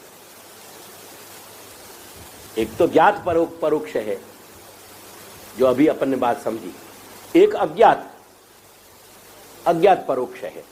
तो तत्सु दोनों को परामर्श हो रहे है, अज्ञात और तो तद एव। अब वो तत्काय को परामर्श कर रहे हो, परोक्ष को, कोई चीज जो अपन ने अनुभव नहीं करी है, वो तत्व जो है शब्द पद है वो ब्रह्म को परामर्श कर रहे हो। मैं अब अपनी बात कर रही हूं, वेस्टर्न फिलोसफी की बात नहीं चल रही है फॉर ए मोमेंट। तो और तद एव, और एवकार जो है ना, वो एवकार को मतलब ये कि वही है, तेज छे। वो एवकार के अर्थ में मात्रच प्रत्यय भयो है। वो मात्रच प्रत्यय होकर के, प्रोसेस होकर के ग्रामर की जो शब्द बने हो वाको नाम है मात्रा या मात्र। अपन के मात्र आटलू ज केवू छे, ख्याल आयो? वो मात्रच प्रत्यय तन मात्रा में, वो तद और मात्रा शब्द मिल गए एव के अर्थ में। एवकार अर्थ है मात्रच, वासु तन मात्रा शब्द बने, वो पद बने। तन मात्रा को मतलब क्या भयो? शब्द रस रूप शब्द स्पर्श गंध में वो ब्रह्म ही है, कोई अन्य वस्तु नहीं है, वो ब्रह्म ही है। ये अपने यहां तन्मात्रा शब्द सुखाया हो गया। पहले मैं तन्मात्रा शब्द को डिफाइन कर रहे हूं। तन्मात्रा शब्द को मतलब है वो ही, इतना ही अर्थ है। કેમ કે એવના અર્થમાં, એવકારના અર્થમાં પેલું માત્ર જ પ્રત્યય થયું છે અને એમાંથી ચ જતો રહ્યો એટલે માત્ર રહી ગયો, એટલે તન અને માત્ર મળીને તત અને માત્ર, અને પેલો મ છે એના કારણે પેલો તતનો ત જે હતો ખોળો એ ન બનીને એની સાથે જોડાઈ ગયો, એટલે તન માત્ર થઈ ગયો, तन मात्रा। एक बात। अब शब्द या रूप, अब रूप जो है अगेन क्या भयो? Visual sensation. पर विजुअल सेंसेशन मात्र रूप नहीं है, रूप मात्र विजुअल सेंसेशन नहीं है। शब्द जो है मात्र ओरल सेंसेशन नहीं है, ख्याल आया? टेस्ट जो है, शब्द रस जो है, वो रस मात्र पैल्पेबल सेंसेशन नहीं है, खाली जिह्वासु अनुभव हो गए, टेस्ट बड्स उतना ही नहीं है। जहां अपन बाकी फुल स्टॉप लगा दे वो वहां पूरा नहीं हो रहा है। ऐसे ही पांचों इंद्रिय में जाएगा। अब अगेन फिर आपको सोचते हैं कि शब्द स्पर्श रस रूप गंध, ये जो है ना, ये तन्मात्रांशु अगेन 5 महाभूत की उत्पत्ति मानी अपने यहां, ख्याल आयो? शब्द तन्मात्रासु आकाश की उत्पत्ति मानी। इन अदर वर्ड्स क्या भयो? जहां अवकाश नहीं होएगा वहां शब्द घटित नहीं होएगा, शब्द घटित नहीं होएगा। इन अदर वर्ड्स शब्द जो है वो आकाश को सटल फॉर्म है। हाँ, फाइनली वो रिड्यूस वहां की हो। अब अगेन शब्द जो है, जा शब्द को अपन नेगोशिएट कर रहे हैं, वह शब्द को फिजिकली कहीं एनालाइज किया जा सके साउंड वेव्स में, करेक्ट? अब साइंस में वो साउंड वेव्स हैं, बाकी अलावा साइंस वह शब्द को और कुछ नहीं पकड़ पा रही है, बस और कोई लेन देन नहीं है साइंस को। एक बात। अब वो साउंड वेव जो है वो स्थूलतम व शब्द को रूप है। जा शब्द तन्मात्रा की अपने यहां चर्चा हो रही है दर्शन शास्त्र में, जा तन्मात्रा सु आकाश उत्पन्न भयो है या आकाश घटित भयो है, जाके कारण वो फेनोमिनन कुछ और है। पहले इतनी या लेवल तक अपन पहले डिस्टिंक्शन कर लें। आकाश को आकार देने वालों जो शब्द तन्मात्रा है वो और वो जा शब्द को एनालिसिस लेबोरेटरी में हो रहे हो साउंड के फॉर्म में, वेव्स के फॉर्म में, ये दोनों वाकई एक स्थूलतम अवस्था है और एक सूक्ष्मतम अवस्था है। ऐसे सारी शब्द स्पर्श रस रूप गंध, जैसे गंध अब अपने यहां पृथ्वी को गंधवती माने गए, तो जो पृथ्वी की साइंटिफिक जो जितनों भी वाको रॉक फॉर्मेशन इत्यादि इत्यादि इत्यादि जितने भी वाके एलिमेंट्स हैं, वो सारे एलिमेंट्स जो हैं वो स्थूलतम हैं। और गंध, अब फॉर एग्जांपल गंध की एक कंडीशनिंग अपन को है कि गंध को मतलब नाक, गंध नाक की फैकल्टी है, गंध स्थूल अवस्था में नाक सु अनुभव हो रही है, पर गंध जो एलिमेंट है, जैसे अगेन सब एटॉमिक एलिमेंट, मैं समझाने के लिए कह रहा हूं, तुलना नहीं कर रहे हूं, जैसे सब एलिमेंट, सब एटॉमिक एलिमेंट, वो सब एटॉमिक एलिमेंट के जाकू साइंस खोज रही है। साइंस के पास एक बिलीफ है कि कुछ या में और या के अंदर है, या सु और सूक्ष्म कहीं कुछ है, पर जाकू नेम नहीं कर पाई है, जाकू स्पॉट नहीं कर पाई है, जाको उनके पास कोई एक्सप्लेनेशन नहीं है। ऐसी जो सब एटॉमिक प्रॉपर्टीज पे या साइंस कॉन्सेंट्रेट कर रही है अपनी, ऐसी कोई प्रॉपर्टी के साथ अपन गंध जो है वो सूक्ष्म एलिमेंट है कि जो पृथ्वी जैसे स्थूल आकार को कहीं परिणाम दे सके। एक पहली स्टेज पे अपन को इतना समझना जरूरी है। अभी मैं तन्मात्रा के विषय में और कहूंगा, यहां स्टॉप नहीं हो रहे हो, पर जैसे ये पूरा फिनोमेना है अपने यहां, ये तन्मात्रा को पूरा कॉन्सेप्ट जो है ना, ये अगेन कॉन्सेप्चुअल लेवल पे पहले समझना पड़ेगा। अगेन या कोई इंद्रिय से ऊपर नहीं पकड़ पाएंगे। इतनी सी मेरी बात समझ में आई? अपन थोड़ा सा आगे चलावे या कोई, और फिर या मैं अभी स्पेस की एक चर्चा आ रही है, वाकू अपन थोड़ा सा देख लें।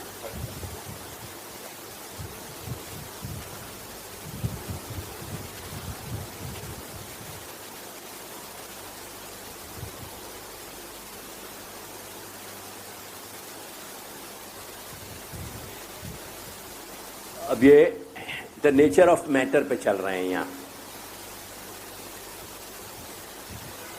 इन the preceding chapter we agreed, though without being able to find demonstrative reasons.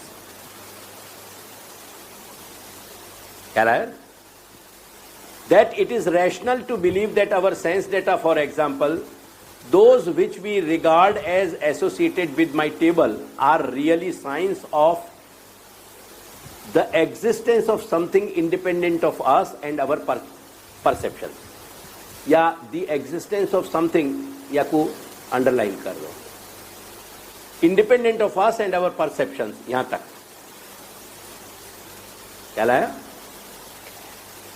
अब सेकेंड थॉट पे चलो। That is to say, over and above the sensation of colour, hardness, noise and so on, जो sense data है, which make up the appearance of the table to me, I assume that there is something else of which these things are appearances, या को underline करो, of which these things are appearances. Third, the color ceases to exist if I shut my eyes. ठीक है, colour दिखनो, colour exist होना बंद हो गया। The sensation of hardness ceases to exist if I remove my arm from contact with the table. The sound ceases to exist if I cease to rub the table with my knuckles. नकल यानी ये, इनको नकल कहते, या इनको यूं करें ना अपन, नॉक करें ये।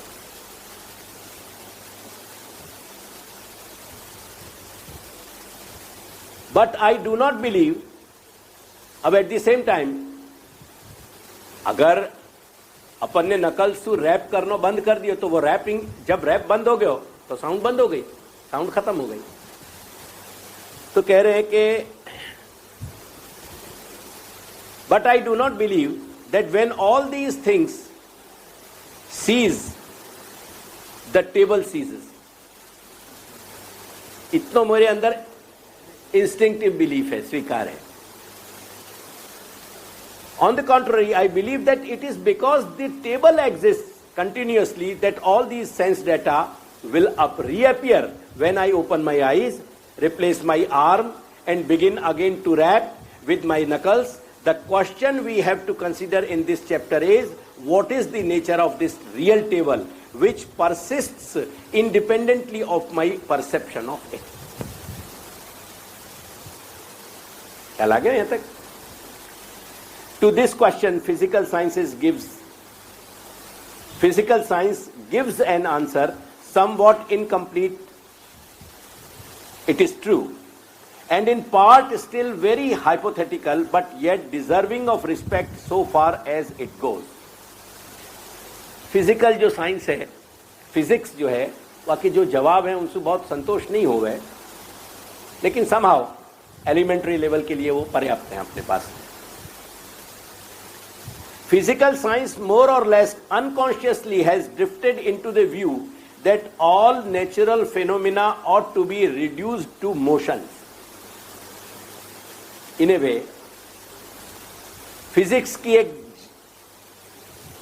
ब्रॉड यानी लाउड थिंकिंग से अपन फिजिक्स की एक बात करें तो फिजिक्स या पूरे अस्तित्व को मोशंस में माने. Light and heat and sound are all due to wave motions which travel from the body emitting them, यानी ऑब्जेक्ट या जो भी मान रहे हैं अपन, to person who sees light or hear heat or hear sound. That which has the wave motion is either ether or gross matter. ये ether की बात अभी छोड़ दें अपन, जैसे माथापच्ची नहीं करेंगे, पर ग्रॉस मैटर अपन वाकू कह रहे हैं, ठीक है. But in either case is what the philosopher would call matter. वाकू साइंस ईथर कहे या ग्रॉस मैटर कहे, फिलोसोफर वाकू मैटर कहेगा. The only properties which science assigns to it are position in space. अब समझने को प्रयास करियो. ये चैप्टर 2 सिटिंग में हो पाएगा, एक में नहीं होएगा. मोशंस इन स्पेस, बात इतनी आई. અત્યારે આવે આને આપણે સમજીએ ને, यानी the only properties which science assigns to it are position in space, यानी मैटर ने, इट एटले मैटर. मैटर को कोई चीज साइंस अगर बता रही है तो साइंस क्या बता रही है अपन को कि matter, in other word motions are in space. Okay, and the power of motion according to the laws of motion. और वो मोशन रेगुलेट जो हो रहे हो या जो भी घटित हो रहे हो वाकई लॉ के अनुसार हो रहे हो, which is called law of motion. That's enough. Upon again या कि मैकेनिज्म में नहीं जा रहे हैं. लॉ ऑफ मोशन क्या है या कि जानने की जरूरत नहीं है. Science does not deny that it may have other properties. Space में जो मोशन है, जो motion law of the motion के हिसाब से घटित हो रहे हो, अगर बाकी और भी कुछ प्रॉपर्टीज होंगी या हो सकें, साइंस को यहां में आपत्ति नहीं है मोटे तौर पे. But if so, such other properties are not useful to the man of science and in no way assist him in explaining the phenomena.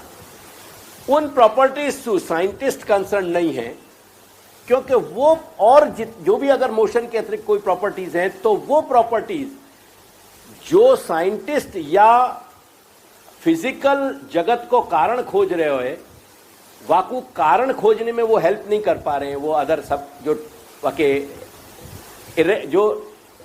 जो इंफॉर्मेशन हैं, या लिए साइंटिस्ट जो है वो सिर्फ वाके मोशन की और स्पेस की और टाइम की इन एलिमेंट्स से जो रेलिवेंट इंफॉर्मेशन है वो रेलिवेंट इंफॉर्मेशन से कंसर्न है, इररेलेवेंट इंफॉर्मेशन से वो कंसर्न नहीं है. ओके, वही अभी आगे चल रहे हैं, वहीं चल रहे हैं.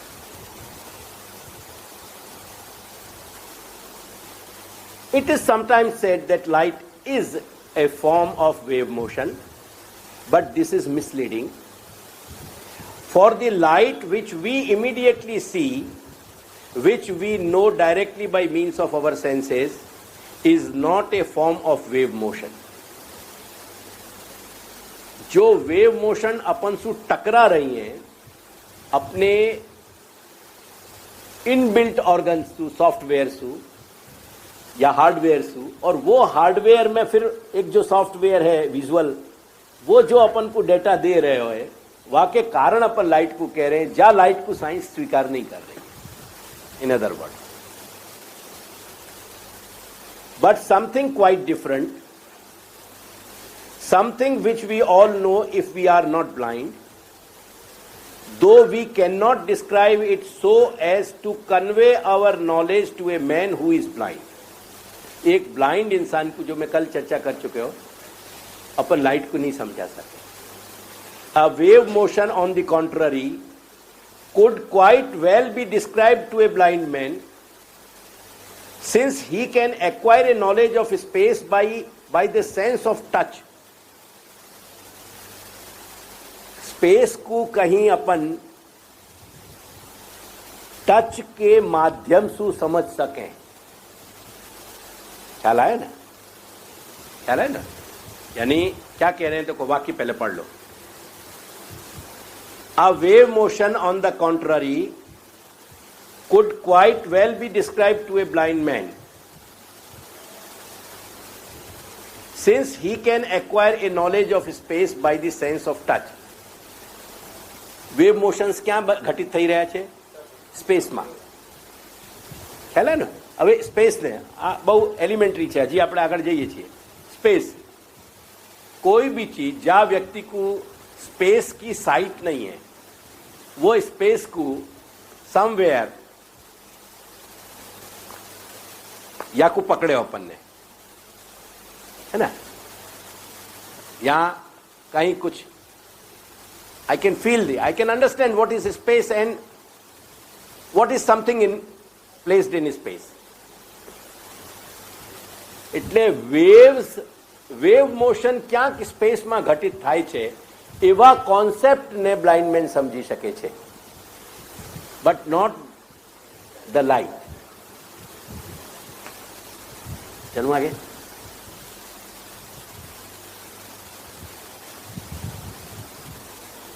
And he can experience, he means blind man, can experience a wave motion by a sea voyage.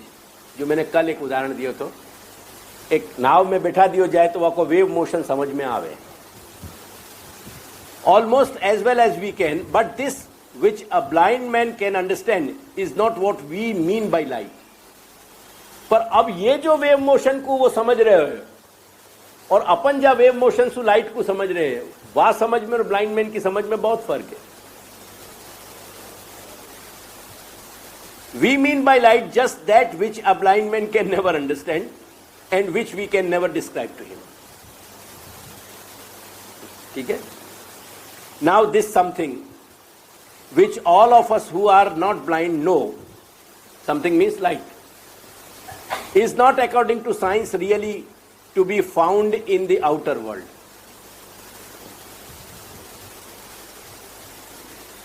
तो वेव मोशन से लाइट नहीं है. वो लाइट समझने के लिए अगेन विजुअल मैकेनिज्म चाहिए. If there is no visual mechanism, अगर ये दुनिया एज्यूम करो कि ब्लाइंड्स की होती तो, और वो साइंटिस्ट हो गए होते और उनकी साइंस अपनी जितनी एडवांस हो गई होती, तो उनने वेव मोशन खोज लिया होता, लाइट नहीं खोजी होती.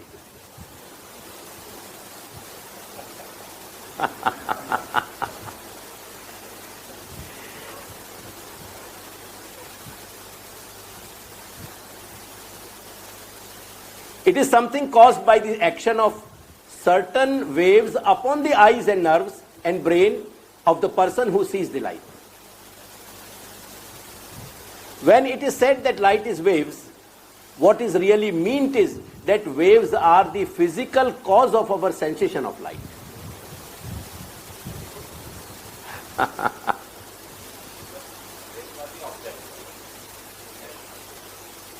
So to say, what science says, what we call matter, in the language of philosophy.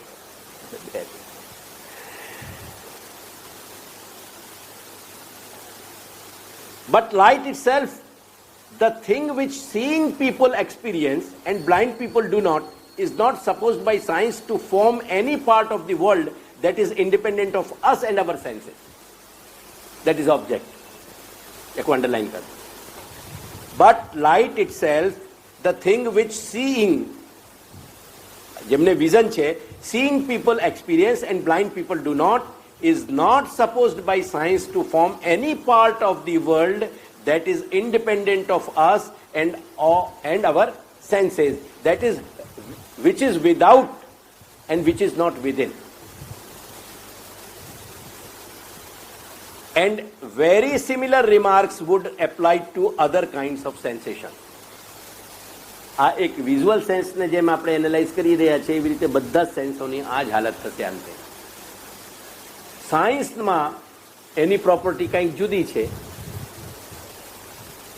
Scientist જે अपन कोई एडिबल ऑब्जेक्ट को अगर अपन लैब में ले जाएं और वह को एनालाइज किया जाए तो वह के टेस्ट के वर्णन आवेंगे वह में. वो लेबोरेटरी के इंस्ट्रूमेंट એનો ટેસ્ટ બતાવી શકશે, એની પ્રોપર્ટીઝ બધી બતાવી દેશે. તેથી તમે કોઈ ન્યુટ્રિશનિસ્ટની આજકાલ નવી ક્રેઝ શરૂ થઈ છે. જે તે માણસ ન્યુટ્રિશનને સમજતો હોય કે ના, પણ ન્યુટ્રિશન ડાયટિશિયન પાસે જાય કે એડવાઇસ લે, એ ફેશન છે. ખાસ કરીને with due respect to the female parts, but સમજતા હોય કે ના, ડાયટિશિયન પાસેથી. ડાયટિશિયન્સ જે ભાષા બોલતા હોય છે ને, આ કાર્બ્સ છે, આ ફલાણું છે, ના ઢીકાણું છે, ના આ એ ભાષાને લઈએ ને તો આપણને પેલા ચોખા ના દેખાય, ચાવલ ने वो मतलब चावल नहीं दिखे, कार्ब्स ही दिखाई देगी. क्या ले रहे हैं अपन, क्या कार्ब्स खा रहे हैं.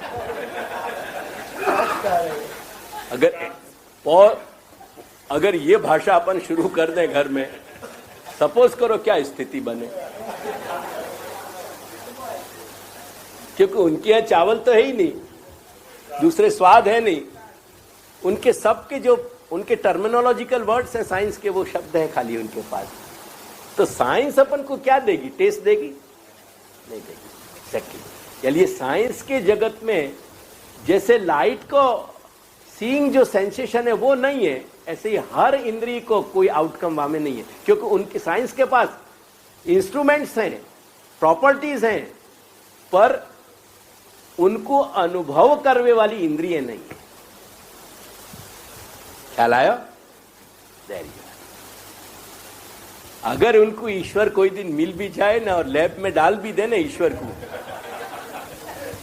तो वह को एलिमेंट्स में ही रिजल्ट आवेगा. ईश्वर को कभी नक्शिक सुंदर में तो आ ही नहीं सके.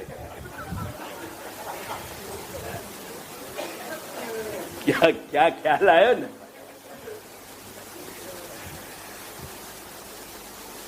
तो वो डिफाइन कैसे हो सकेगा? अब खूबसूरती समझानी हो तो कैसे समझाए इंसान? अगेन वह एनालिसिस हो जाएगा. एलिमेंट्स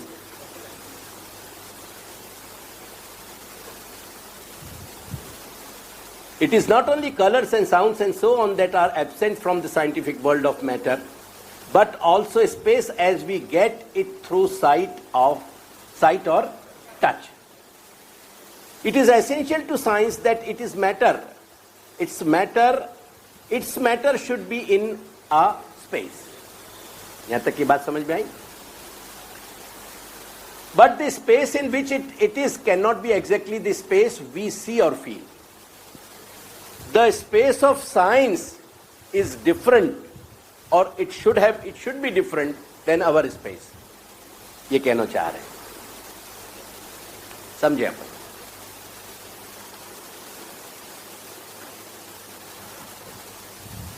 स्पेस को अब ये दुवाड़ वहां बैठे हुए हैं,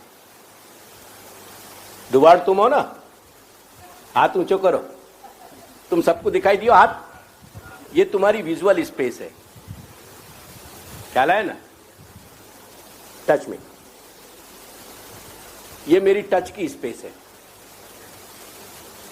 आंखन पे टच नहीं है और टच को आंख नहीं मिले भय, आंख को स्पर्श नहीं मिले भय, यानी आंख की स्पेस डिफरेंट है और मेरे छूने की स्पेस दूसरी है, स्पेस बदल गई। Yes, there is difference. So whether that space is true, the space of my visual experience is true, or the space of my touch experience is true, which is the right space, true space? ये तो दोनों अपन कह रहे हैं।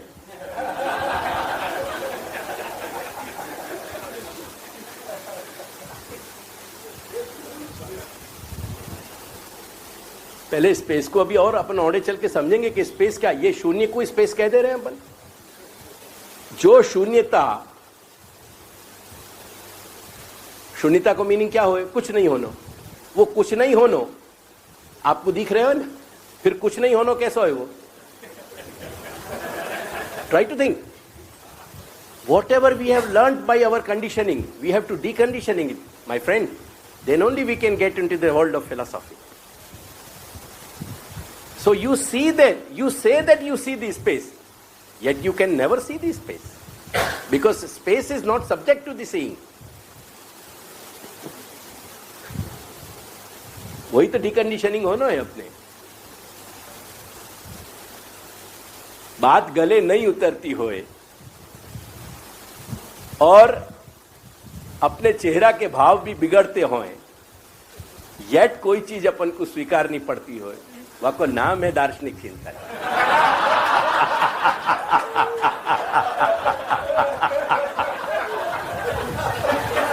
वह का नाम है दार्शनिक चिंतन।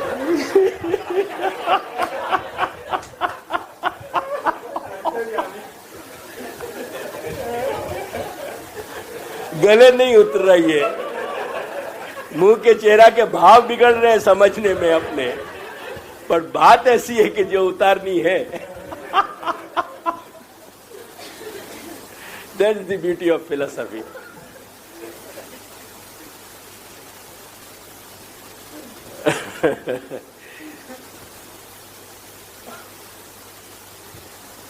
It is essential to science that its matter should be in a space, but the space in which it is cannot be exactly the space we see or feel. To begin with, space as we see it is not the same as space as we get it by the sense of touch. जे मैं हमने बताया, it is only by experience in infancy that we learn how to touch things we see. कभी बालक की दृष्टि को समझने को प्रयास किया? बालक जब घेटूं सु चले और जब आपको कोई चीज दिखे, एग्जैक्टली वो इतना इनोसेंस है, इनोसेंट, और वो इतना प्योर है वाको परसेप्शन, वो ये नहीं समझ पा रहे हो कि ये डिस्टेंस कितना हो सके। मैं क्या कहना चाह रहा हूं, जैसे वो धुवाड़ अगेन वहां बैठे हैं, तुम्हारे पास ये कोई मेजरमेंट एक्चुअली नहीं है, लेकिन एक इन कंजेक्चर, एक अनुमान में तुम्हारे पास डिस्टेंस है कि तुम वहां कैसे पहुंच सको, एक कितने कदम उठा के, वो कदमन को एक तुमको स्टेपन को एक मेजरमेंट तुम्हारे अंदर है। एग्जैक्टली ऐसी कोई फीलिंग बच्चा के अंदर नहीं है। साइकिल को जो पहिया घूम रहे हो, जहां में तार लगे भये हैं और जो घूम रहे हो, घूमने के वक्त में वो तार एक साथ एक आकृति में दिख रहे हैं, उनके अंदर कहीं कोई डिस्टेंसेस नहीं दिखाई दे रहे हो, एटसेट्रा एटसेट्रा एटसेट्रा, आप वो कुछ समझ रहे हो। और जो आपको देखना है, वह देखने में जो देखने के सेंसेशन को एडवेंचर है, वो खत्म हो चुके आपकी फैमिलियरिटी के कारण, और बच्चा की वह विजुअल इफेक्ट में एक सेंसेशन है और एक एडवेंचर है क्योंकि वाकई अंदर वो न्यूनेस है कि ये कुछ हो रहे हो, वो न्यूनेस को जो अमेजिंग फीलिंग्स को देख रहे हो वो फीलिंग आपके अंदर नहीं है, क्योंकि आप फैमिलियर हो, ओवर फैमिलियर हो, और वो नॉन फैमिलियर है। एक आर्टिस्ट को कोई भी चीज देखने के लिए नॉन फैमिलियर होना पड़े, एंड देयरफॉर जो वस्तु, जो विजुअल इफेक्ट आर्टिस्ट को थ्रिल दे सके वो आपको नहीं देगा। ऐसे सारे डिफरेंसेस हैं इनके, उन्हीं की चर्चा कुछ हो रही है। फिलोसॉफी के वेयर अबाउट्स दिए जा सके, वो एड्रेस नहीं मिले कभी। So what at best what can I do is to give you whereabouts. ख्याल आए?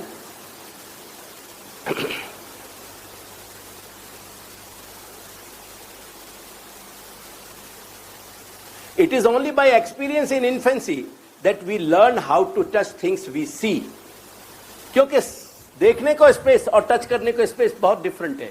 करके वो बच्चा कोऑर्डिनेट नहीं कर पावे इन शुरुआत में, बच्चा को समझ नहीं आवे कि जो वाकई साइट में की स्पेस है वो वाकई टच की स्पेस हो सके कि नहीं हो सके। That's the basic difference.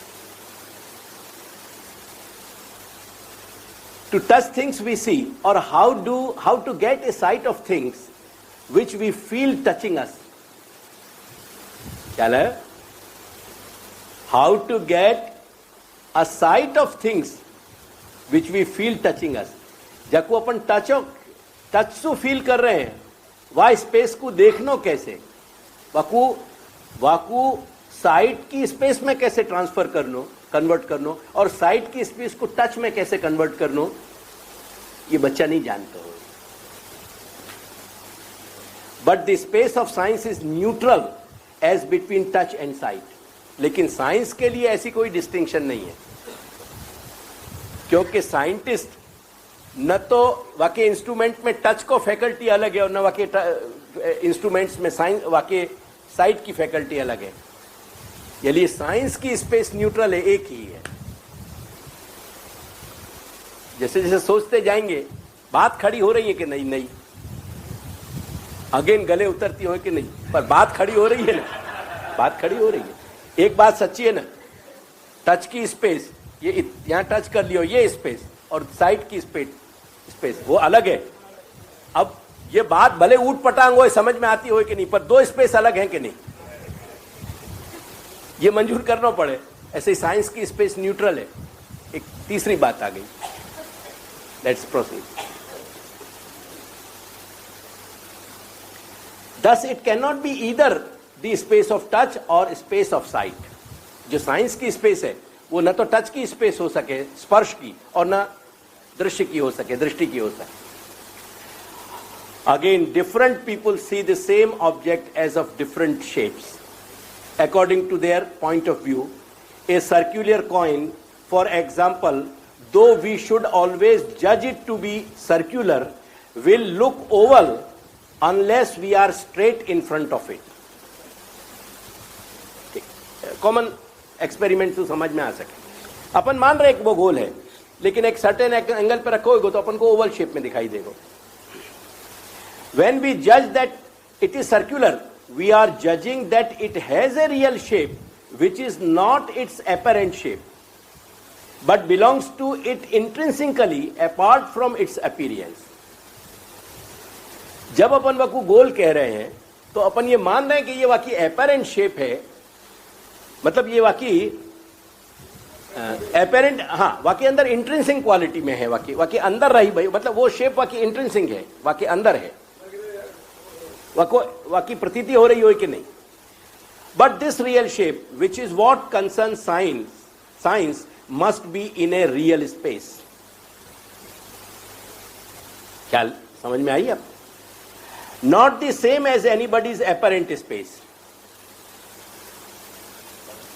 अपन को जो शेप दिखाई दे रही है एंगल्स के कारण, वो जो स्पेस के कारण अपन को फील हो रही है, कहीं स्पेस में तो है ना वो शेप, वो जो शेप अपन को एपेरेंट हो रही है और जो एक्चुअली वह सिक्का की इंट्रिंसिक क्वालिटी है, वो जो वाकई इंट्रिंसिक शेप अगर है तो वो शेप साइंस को जो फील होगी वो वह स्पेस में अपेरेंट, साइंस वाकू जो समझ चाहेगी वो साइंस वाकू अपने जो अपेरेंट जा स्पेस में अपन फील कर रहे हैं वो स्पेस साइंस की स्पेस नहीं है। इतनी बात यहां तक समझ में आई और मैं समझाऊं आगे।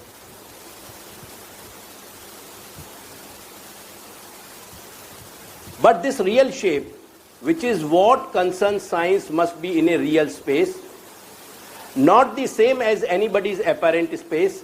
The real space is public, the apparent space is private to the percipient. Percipient એટલે જે પરસીવ કરી રહ્યો છે, જે વ્યક્તિ એને અનુભૂતિ કરી રહ્યો છે, એ જે વ્યક્તિ એ સિક્કાને અનુભવ કરી રહી છે, એ વ્યક્તિ જ્યાં જે સ્પેસમાં અનુભવી રહી છે એ સ્પેસ એની પ્રાઇવેટ સ્પેસ છે અને એપેરેન્ટ સ્પેસ છે, અને સાયન્સની સ્પેસ એક ન્યુટ્રલ સ્પેસ છે કે જ્યાં સાયન્સ એ સિક્કો ક્યાં છે, કેવી રીતે છે સ્પેસમાં, એના રિઝલ્ટ જે સાયન્સ આપવા માંગે છે એ ન્યુટ્રલ સ્પેસમાં આપવા માંગે છે. વેર ઇઝ અવર પર્સનલ જે આપણી જે ફિલિંગ્સ છે અથવા આપણી અનુભૂતિઓ છે એ આપણે જે એંગલથી એને જે રીતે આપણી પ્રાઇવેટ સ્પેસમાં જોઈ રહ્યા છે એમાં છે. अब याकू अभी और समझाऊंगा आगे. In different people's private spaces, the same object seems to have different shapes. હવે ખ્યાલ આવ્યો ને? એક સિક્કાને આપણે બધા જોઈ રહ્યા હોઈએ જુદા જુદા એંગલથી, એટલે દરેક વ્યક્તિને જે સ્પેસમાં એ સિક્કો અનુભવાય છે એ દરેકના એંગલના કારણે એની શેપ પણ જુદી અનુભવાય છે. Thus, the real space in which it has its real shape must be different from the private spaces. એટલે સાયન્સની દૃષ્ટિથી જે સ્પેસમાં સિક્કો છે એકચ્યુઅલી એ સ્પેસ ક્યાંક જુદી જ છે આપણા બધાના સ્પેસથી, કેમ કે આપણને તો જે અનુભવ થઈ રહ્યો છે એ જ સ્પેસ છે આપણી. The space of science, therefore, though connected with the spaces we see and feel, connected છે એ આપણી સ્પેસથી, પ્રાઇવેટ સ્પેસથી, પણ is not identical with them. Science જેને સ્પેસ કહેવા માંગે છે અને આપણે જેને સ્પેસ કહી રહ્યા છીએ, આપણે જેને સ્પેસ કહી રહ્યા છીએ એની સાથે સાયન્સની સ્પેસ કનેક્ટેડ છે, પણ સાયન્સ જે સ્પેસ એની સાથે આઈડેન્ટિકલ નથી. આપણી અને સાયન્સે બતાવેલી જે સ્પેસ છે એ આઈડેન્ટિકલ નથી, યેટ એ કનેક્ટેડ છે.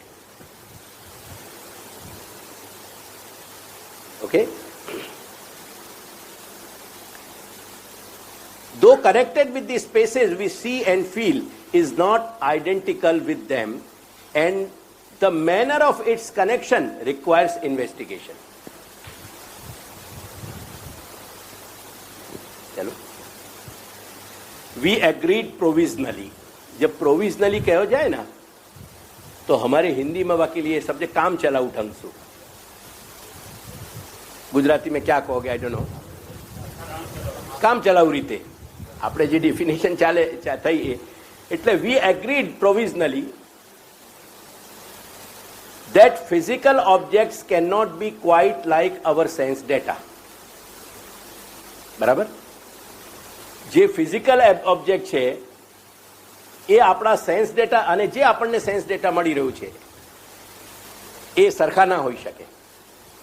આપણને જે ડેટા મળી રહ્યો છે હાર્ડનેસનું, કલરનું, એટસેટ્રા એટસેટ્રા એટસેટ્રા, ઠંડકનું, ગરમનું, એ એવો ઓબ્જેક્ટ ના હોય.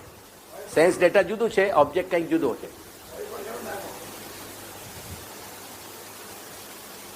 એટલા માટે ન હોઈ શકે કે જે કંઈક અહીં અનુભવાઈ રહ્યું છે એના માટે અગેન ઇન્દ્રિયો જોઈએ ને.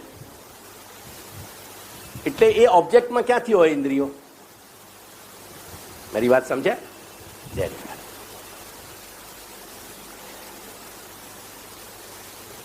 We agreed provisionally that physical objects cannot be quite like our sense data, but may be regarded as causing our sensations. આપણા સેન્સેશનનું જો રિયલ કોઝ હોય તો એ ઓબ્જેક્ટ છે. These physical objects are in the space of science. એ જે physical object છે, જેના કારણે sense data આપણને સેન્સેશન આપી રહ્યા છે, એ સેન્સ ઓબ્જેક્ટ એટલે એ ઓબ્જેક્ટ ફિઝિકલ ઓબ્જેક્ટ સાયન્સની દૃષ્ટિએ એક ન્યુટ્રલ સ્પેસમાં છે. Okay, which we may call physical space. Again વાંચું. હા, but may be regarded as causing our sensations. અહીંયા સુધી થઈ ગયું. These physical objects are in the space of science which we may call, which means જે space ને we may call physical space. બરાબર? હા, is equal. એટલે જ્યારે આપણે ફિલોસોફીની ચર્ચા કરી રહ્યા છીએ આપણે એને ફિઝિકલ સ્પેસ કહીશું. It is important to notice that if our sensations are to be caused by physical objects, समझियो जरा,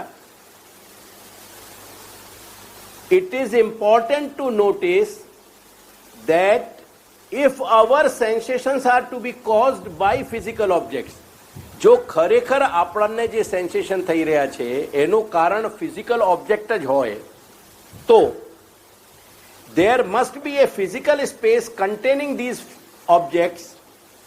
બરાબર? તો ત્યાં એક ફિઝિકલ સ્પેસ પણ હોવી જોઈએ કે જેમાં એ ઓબ્જેક્ટ હોય. And hour sense organs and nerves and brain, અને આપણા સેન્સ ઓર્ગન પણ સ્પેસમાં ક્યાંક હોવા જોઈએ, ત્યાં નર્વ્સ પણ ત્યાં હોવા જોઈએ અને બ્રેન પણ હોવું જોઈએ. બરાબર? We get a sensation of touch from an object when we are in contact with it. એટલે કોન્ટેક્ટનો ની અનુભૂતિ, સ્પર્શની અનુભૂતિ જેનાથી થઈ રહી છે એ સ્પર્શની અનુભૂતિ જનરેટ કરનાર એક ઓબ્જેક્ટ એ પણ એક ફિઝિકલ સ્પેસમાં છે. જેનાથી એ સ્પર્શ અનુભવી રહ્યું છે એ મારી ઇન્દ્રિયો પણ એ સ્પેસમાં છે. જે સ્પર્શની અનુભૂતિ જે રીતે થઈ રહી છે એ સેન્સ ડેટા પણ એ સ્પેસમાં છે. જે આ અનુભૂતિને પ્રોસેસ કરીને મને અનુભવ કરાવનાર બ્રેન છે એ પણ એ સ્પેસમાં છે. કોરોલરી બેસી ગઈ ને? Okay. We get a sensation of touch from an object when we are in contact with it. That is to say, when some part of our body occupies a place in physical space quite close to the space occupied by the object. Okay? We see an object, roughly speaking. We see an object, કેમ કે આપણે ઓબ્જેક્ટને જોતા નથી ખરેખર. કેમ કે એ sense data and sensation બંને વીક છે, ત્યાં એને ઓબ્જેક્ટને ઓળખી નથી શકતા ખરેખર શું છે. રફલી speaking, when no opaque body is between the object and our eyes. Actually જે આપણને જોવાનું સેન્સેશન છે એટલા માટે થઈ રહ્યું છે કે જે સ્પેસમાં ઓબ્જેક્ટ છે ને જે સ્પેસમાં આપણી આંખો છે એટલે કે વિઝ્યુઅલ સિસ્ટમ છે આપણું, એના ને એના વચ્ચે કંઈક કોઈક ઓપેક પદાર્થ છે નહીં એટલે આપણને દેખાય છે. સુટેબલ રિલેશન આવ્યો ને? વही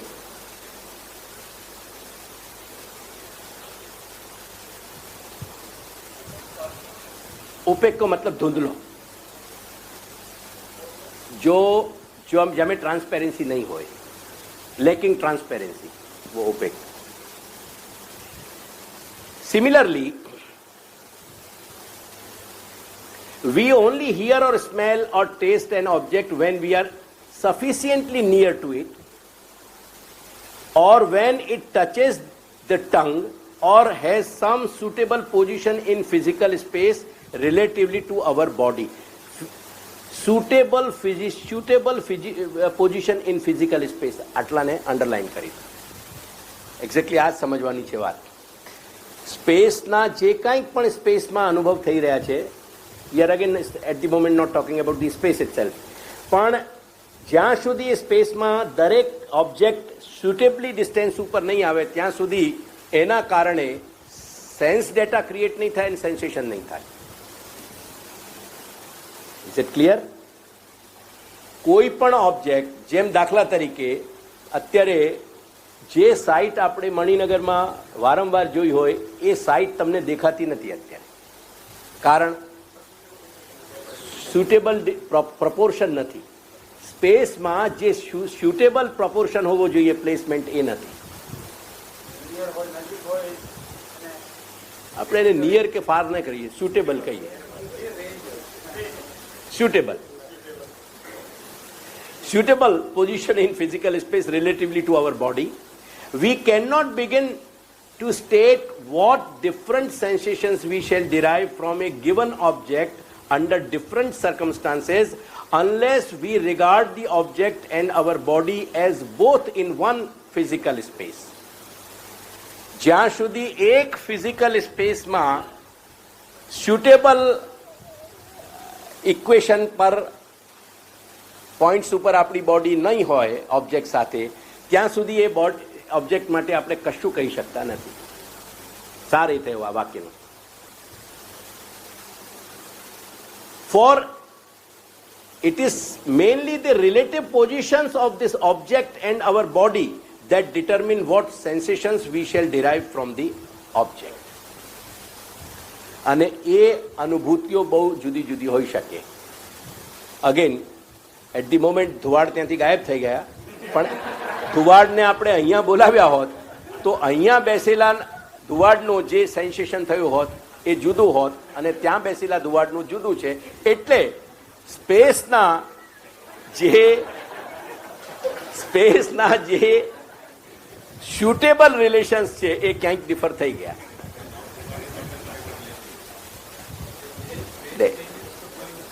ફિલિંગ સ્ટેટ એટલે ઇનવિઝિબિલિટી આવી ગઈ ને ધુવાડની.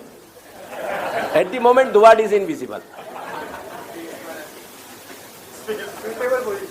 suitable position he is not in the suitable point within the physical space. આવી ભાષાને થોડાક આપણે ઘરમાં પણ ઉપયોગ કરીએ ને તો આનંદ આવે. I can't hear you because you are not in the suitable point at this. Now our sense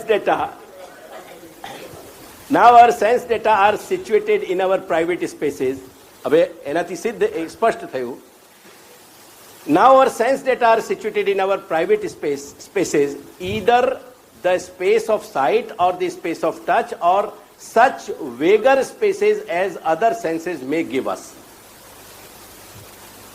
Touch અને sight એનાથી પ્રોમિનેન્ટલી આપણે સ્પેસને જાણી શકીએ છીએ, પણ બીજી ઇન્દ્રિયોથી પણ ક્યાંક સ્પેસનું આપણને અનુભવ થતું હોય છે.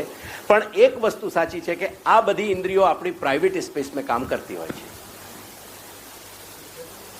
હા, વેગર એટલે જેને એક્ઝેક્ટલી આપણે ડિફાઇન ના કહી શકીએ, અસ્પષ્ટ.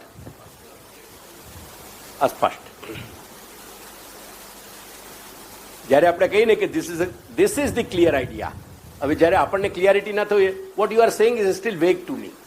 હજી તમે જે કહો છો એ વેગ છે, મને બહુ ક્લિયર ના થયું, સ્પષ્ટ ના થયું. If as science and common sense assume there is one public all-embracing physical space, common sense થી આપણે સ્પેસને બધાને એક જ માનીએ છીએ અને સાયન્સ પણ એ જ માને છે. છતાંય આપણી એઝમ્પશન અને સાયન્સની સ્વીકૃતિમાં કે એઝમ્પશનમાં બહુ ફેર છે.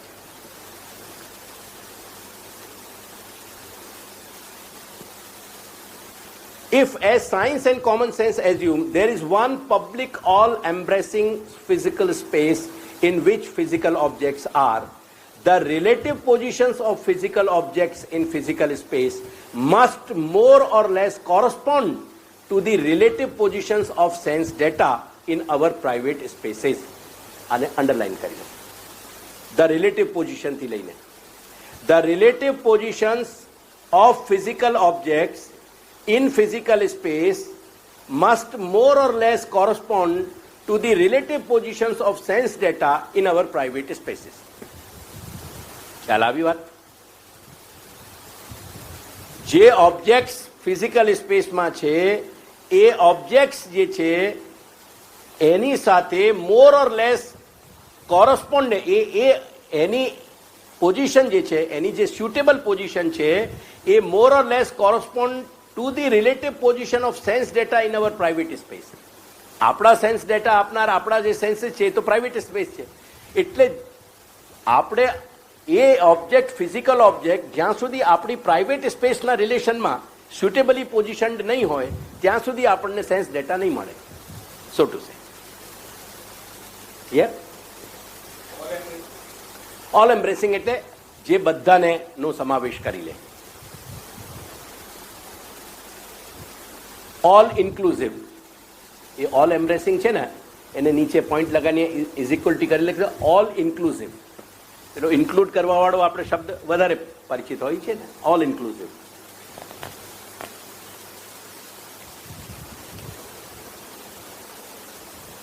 There is no difficulty in supposing this to be the case if we see on a road one house nearer to us than another, our other senses will bear out the view that it is nearer.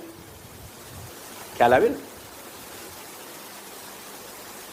આ વાતને for example સમજાવવા માટે કહે છે કે it will B there is no difficulty in supposing this to be the case. એટલે suitable position. હવે એ ઘરનું એક્ઝામ્પલ આપે છે કે if we see on a road one house nearer to us than other, then another, our other senses will bear out the view. આપણા બીજા senses પણ આપણને સમજાવશે, એટલે બતાવશે, કન્ફર્મ કરશે, bear out the view that it is nearer. Overall આપણી સમજ જે ડેવલપ થશે કે એ પાસે છે. For example it will be reached sooner if we walk along the road. જો આપણે આ રીતે સીધા જે નજીક છે, આ જે એનો શોર્ટકટ છે એના ઉપર ચાલતા રહીશું તો આપણે એમાં જલ્દી પહોંચી જઈશું એ ઘર સુધી. It will be reached sooner if we walk along the road. Other people will agree that the house which looks nearer to us is nearer. Even બીજા લોકો પણ એને કન્ફર્મ કરશે. ખ્યાલ આવ્યો ને? સુટેબલ પોઝિશનના કારણે. ધ ઓર્ડનન્સ મેપ એટલે જૂના જમાનાનો શબ્દ છે આ, કેમ કે આ લેખક ઇટસેલ્ફ 50 વર્ષ તો એને દિવંગત થયા થઈ ગયા. એટલે દિવંગત એટલે મૃત્યુને થઈ ગયા. વાય શુડ આઈ સે કે એને એ દિવંગત ગયા.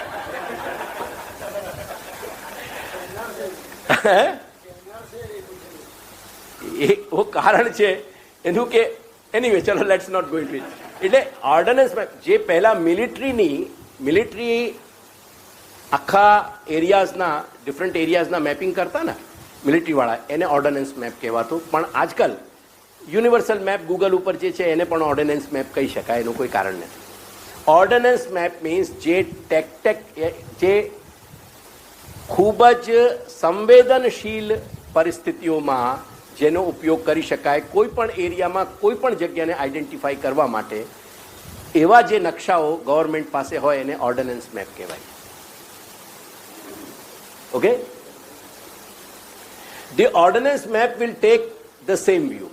એટલે લોકો પણ કન્ફર્મ કરશે, ઇવન આજની ભાષામાં ગૂગલનો મેપ પણ એને કન્ફર્મ કરશે કે એ વધારે નજીક છે. And thus everything points to a spatial relation. Spatial એટલે સ્પેસમાં રહેલા રિલેશનને, to a spatial relation between the houses corresponding to the relation between the sense data which we see when we look at them. In a way. ખ્યાલ આવ્યું ને? એટલે એના જે relative પોઝિશનનું correspondence થઈ રહ્યું છે અને એ કોરસ્પોન્ડન્સ જો એટલે નિયરનેસમાં જો આપણને અનુભવાતું હોય તો એ નિયરનેસ એના પ્લેસમેન્ટના કારણે અનુભવાઈ રહી છે.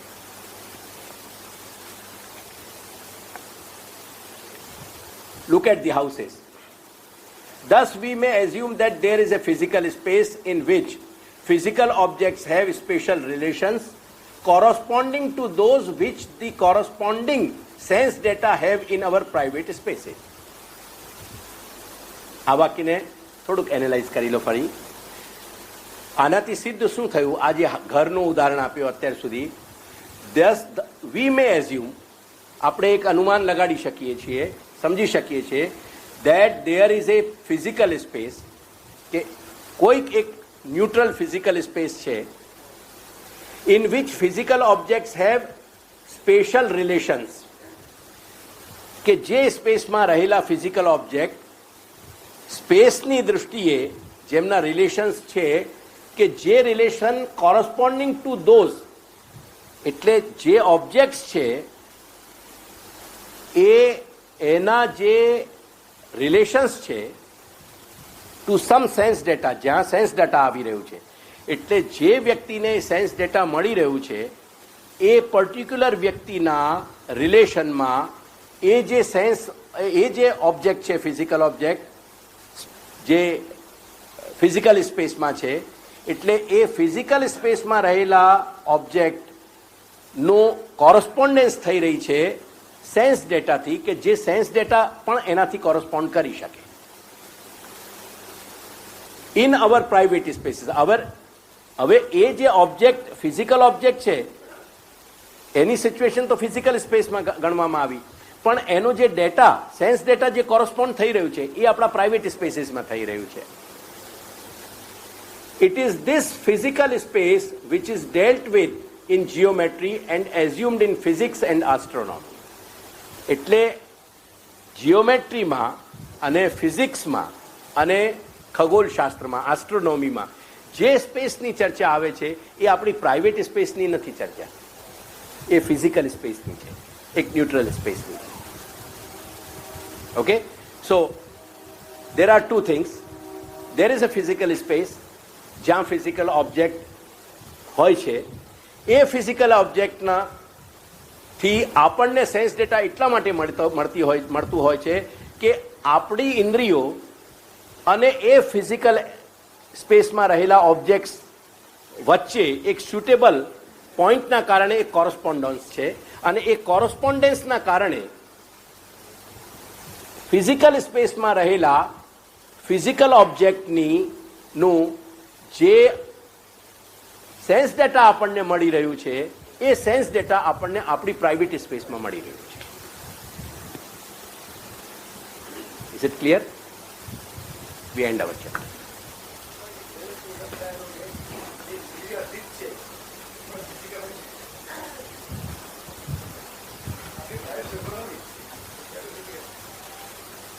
અહીંયા સેન્ટ્રલ ક્વેશ્ચન શું ચાલે છે? જો ઘનશ્યામ હું આપને સમજાવું એક વાત.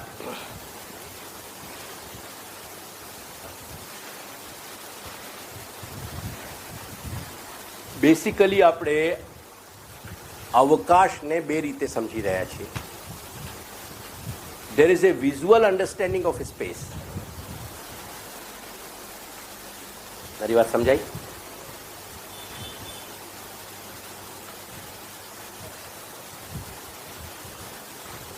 મારી વાત આટલી સમજાય છે ને?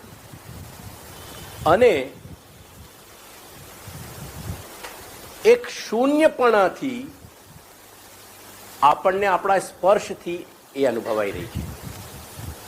આંખો બંધ કરી દઈએ એટલે સ્પેસનો જે વિઝ્યુઅલ આપણને સેન્સેશન થઈ રહ્યું છે બંધ થઈ ગયું ને, ઇટ સીઝેસ, એ બંધ થઈ ગયું. હવે આપણે જે કાંઈ પણ સ્પેસને અનુભવીએ છીએ, એક આંધળા માણસને આપ ચાલતા ફરતા જુઓ એટલે આપને ખ્યાલ આવશે કે એને સ્પેસની અનુભૂતિ કેવી રીતે થતી હોય છે. એ જે રીતે સ્પેસને સમજવાનો પ્રયાસ કરતો હોય છે ને, એ એની પોતાની રિલેટિવ બોડી જ્યાં જે પોઈન્ટે છે એ પોઈન્ટથી એના સ્પર્શના આધારે, ઇવન આજકાલ એ અંધ વ્યક્તિઓ માટે જે ઇન્સ્ટ્રુમેન્ટ ડેવલપ થઈ રહ્યા છે એ એને સેન્સેશન આપે છે. કોઈક ઓબ્જેક્ટ છે આગળ કે શૂન્યતા છે વગેરે વગેરે, એટલે એને જે કંઈક અનુભવાઈ રહ્યું છે ને એ સ્પર્શના આધારે એ શોધવાનો પ્રયાસ કરી રહ્યો છે શૂન્યતાને, અવકાશને. મારી વાત ખ્યાલ આવી? એટલે અવકાશના આપણી પાસે અવકાશને સ્વીકારવાના આ બે કારણો છે આપણી પાસે. એકચ્યુઅલી આ બંને નેચર અવકાશનું નથી એક્ઝેક્ટલી. નથી અવકાશ સ્પર્શનો વિષય કે નથી અવકાશ સ્પેસનો વિઝનનો વિષય, એ બંને નથી. અહીં સુધી આપણે આવી ગયા હોઈએ ને, અને રિલેટિવ પોઝિશન્સની વાત થઈ ગઈ હોય, नेक्स्ट सेशन में हूँ बता विषय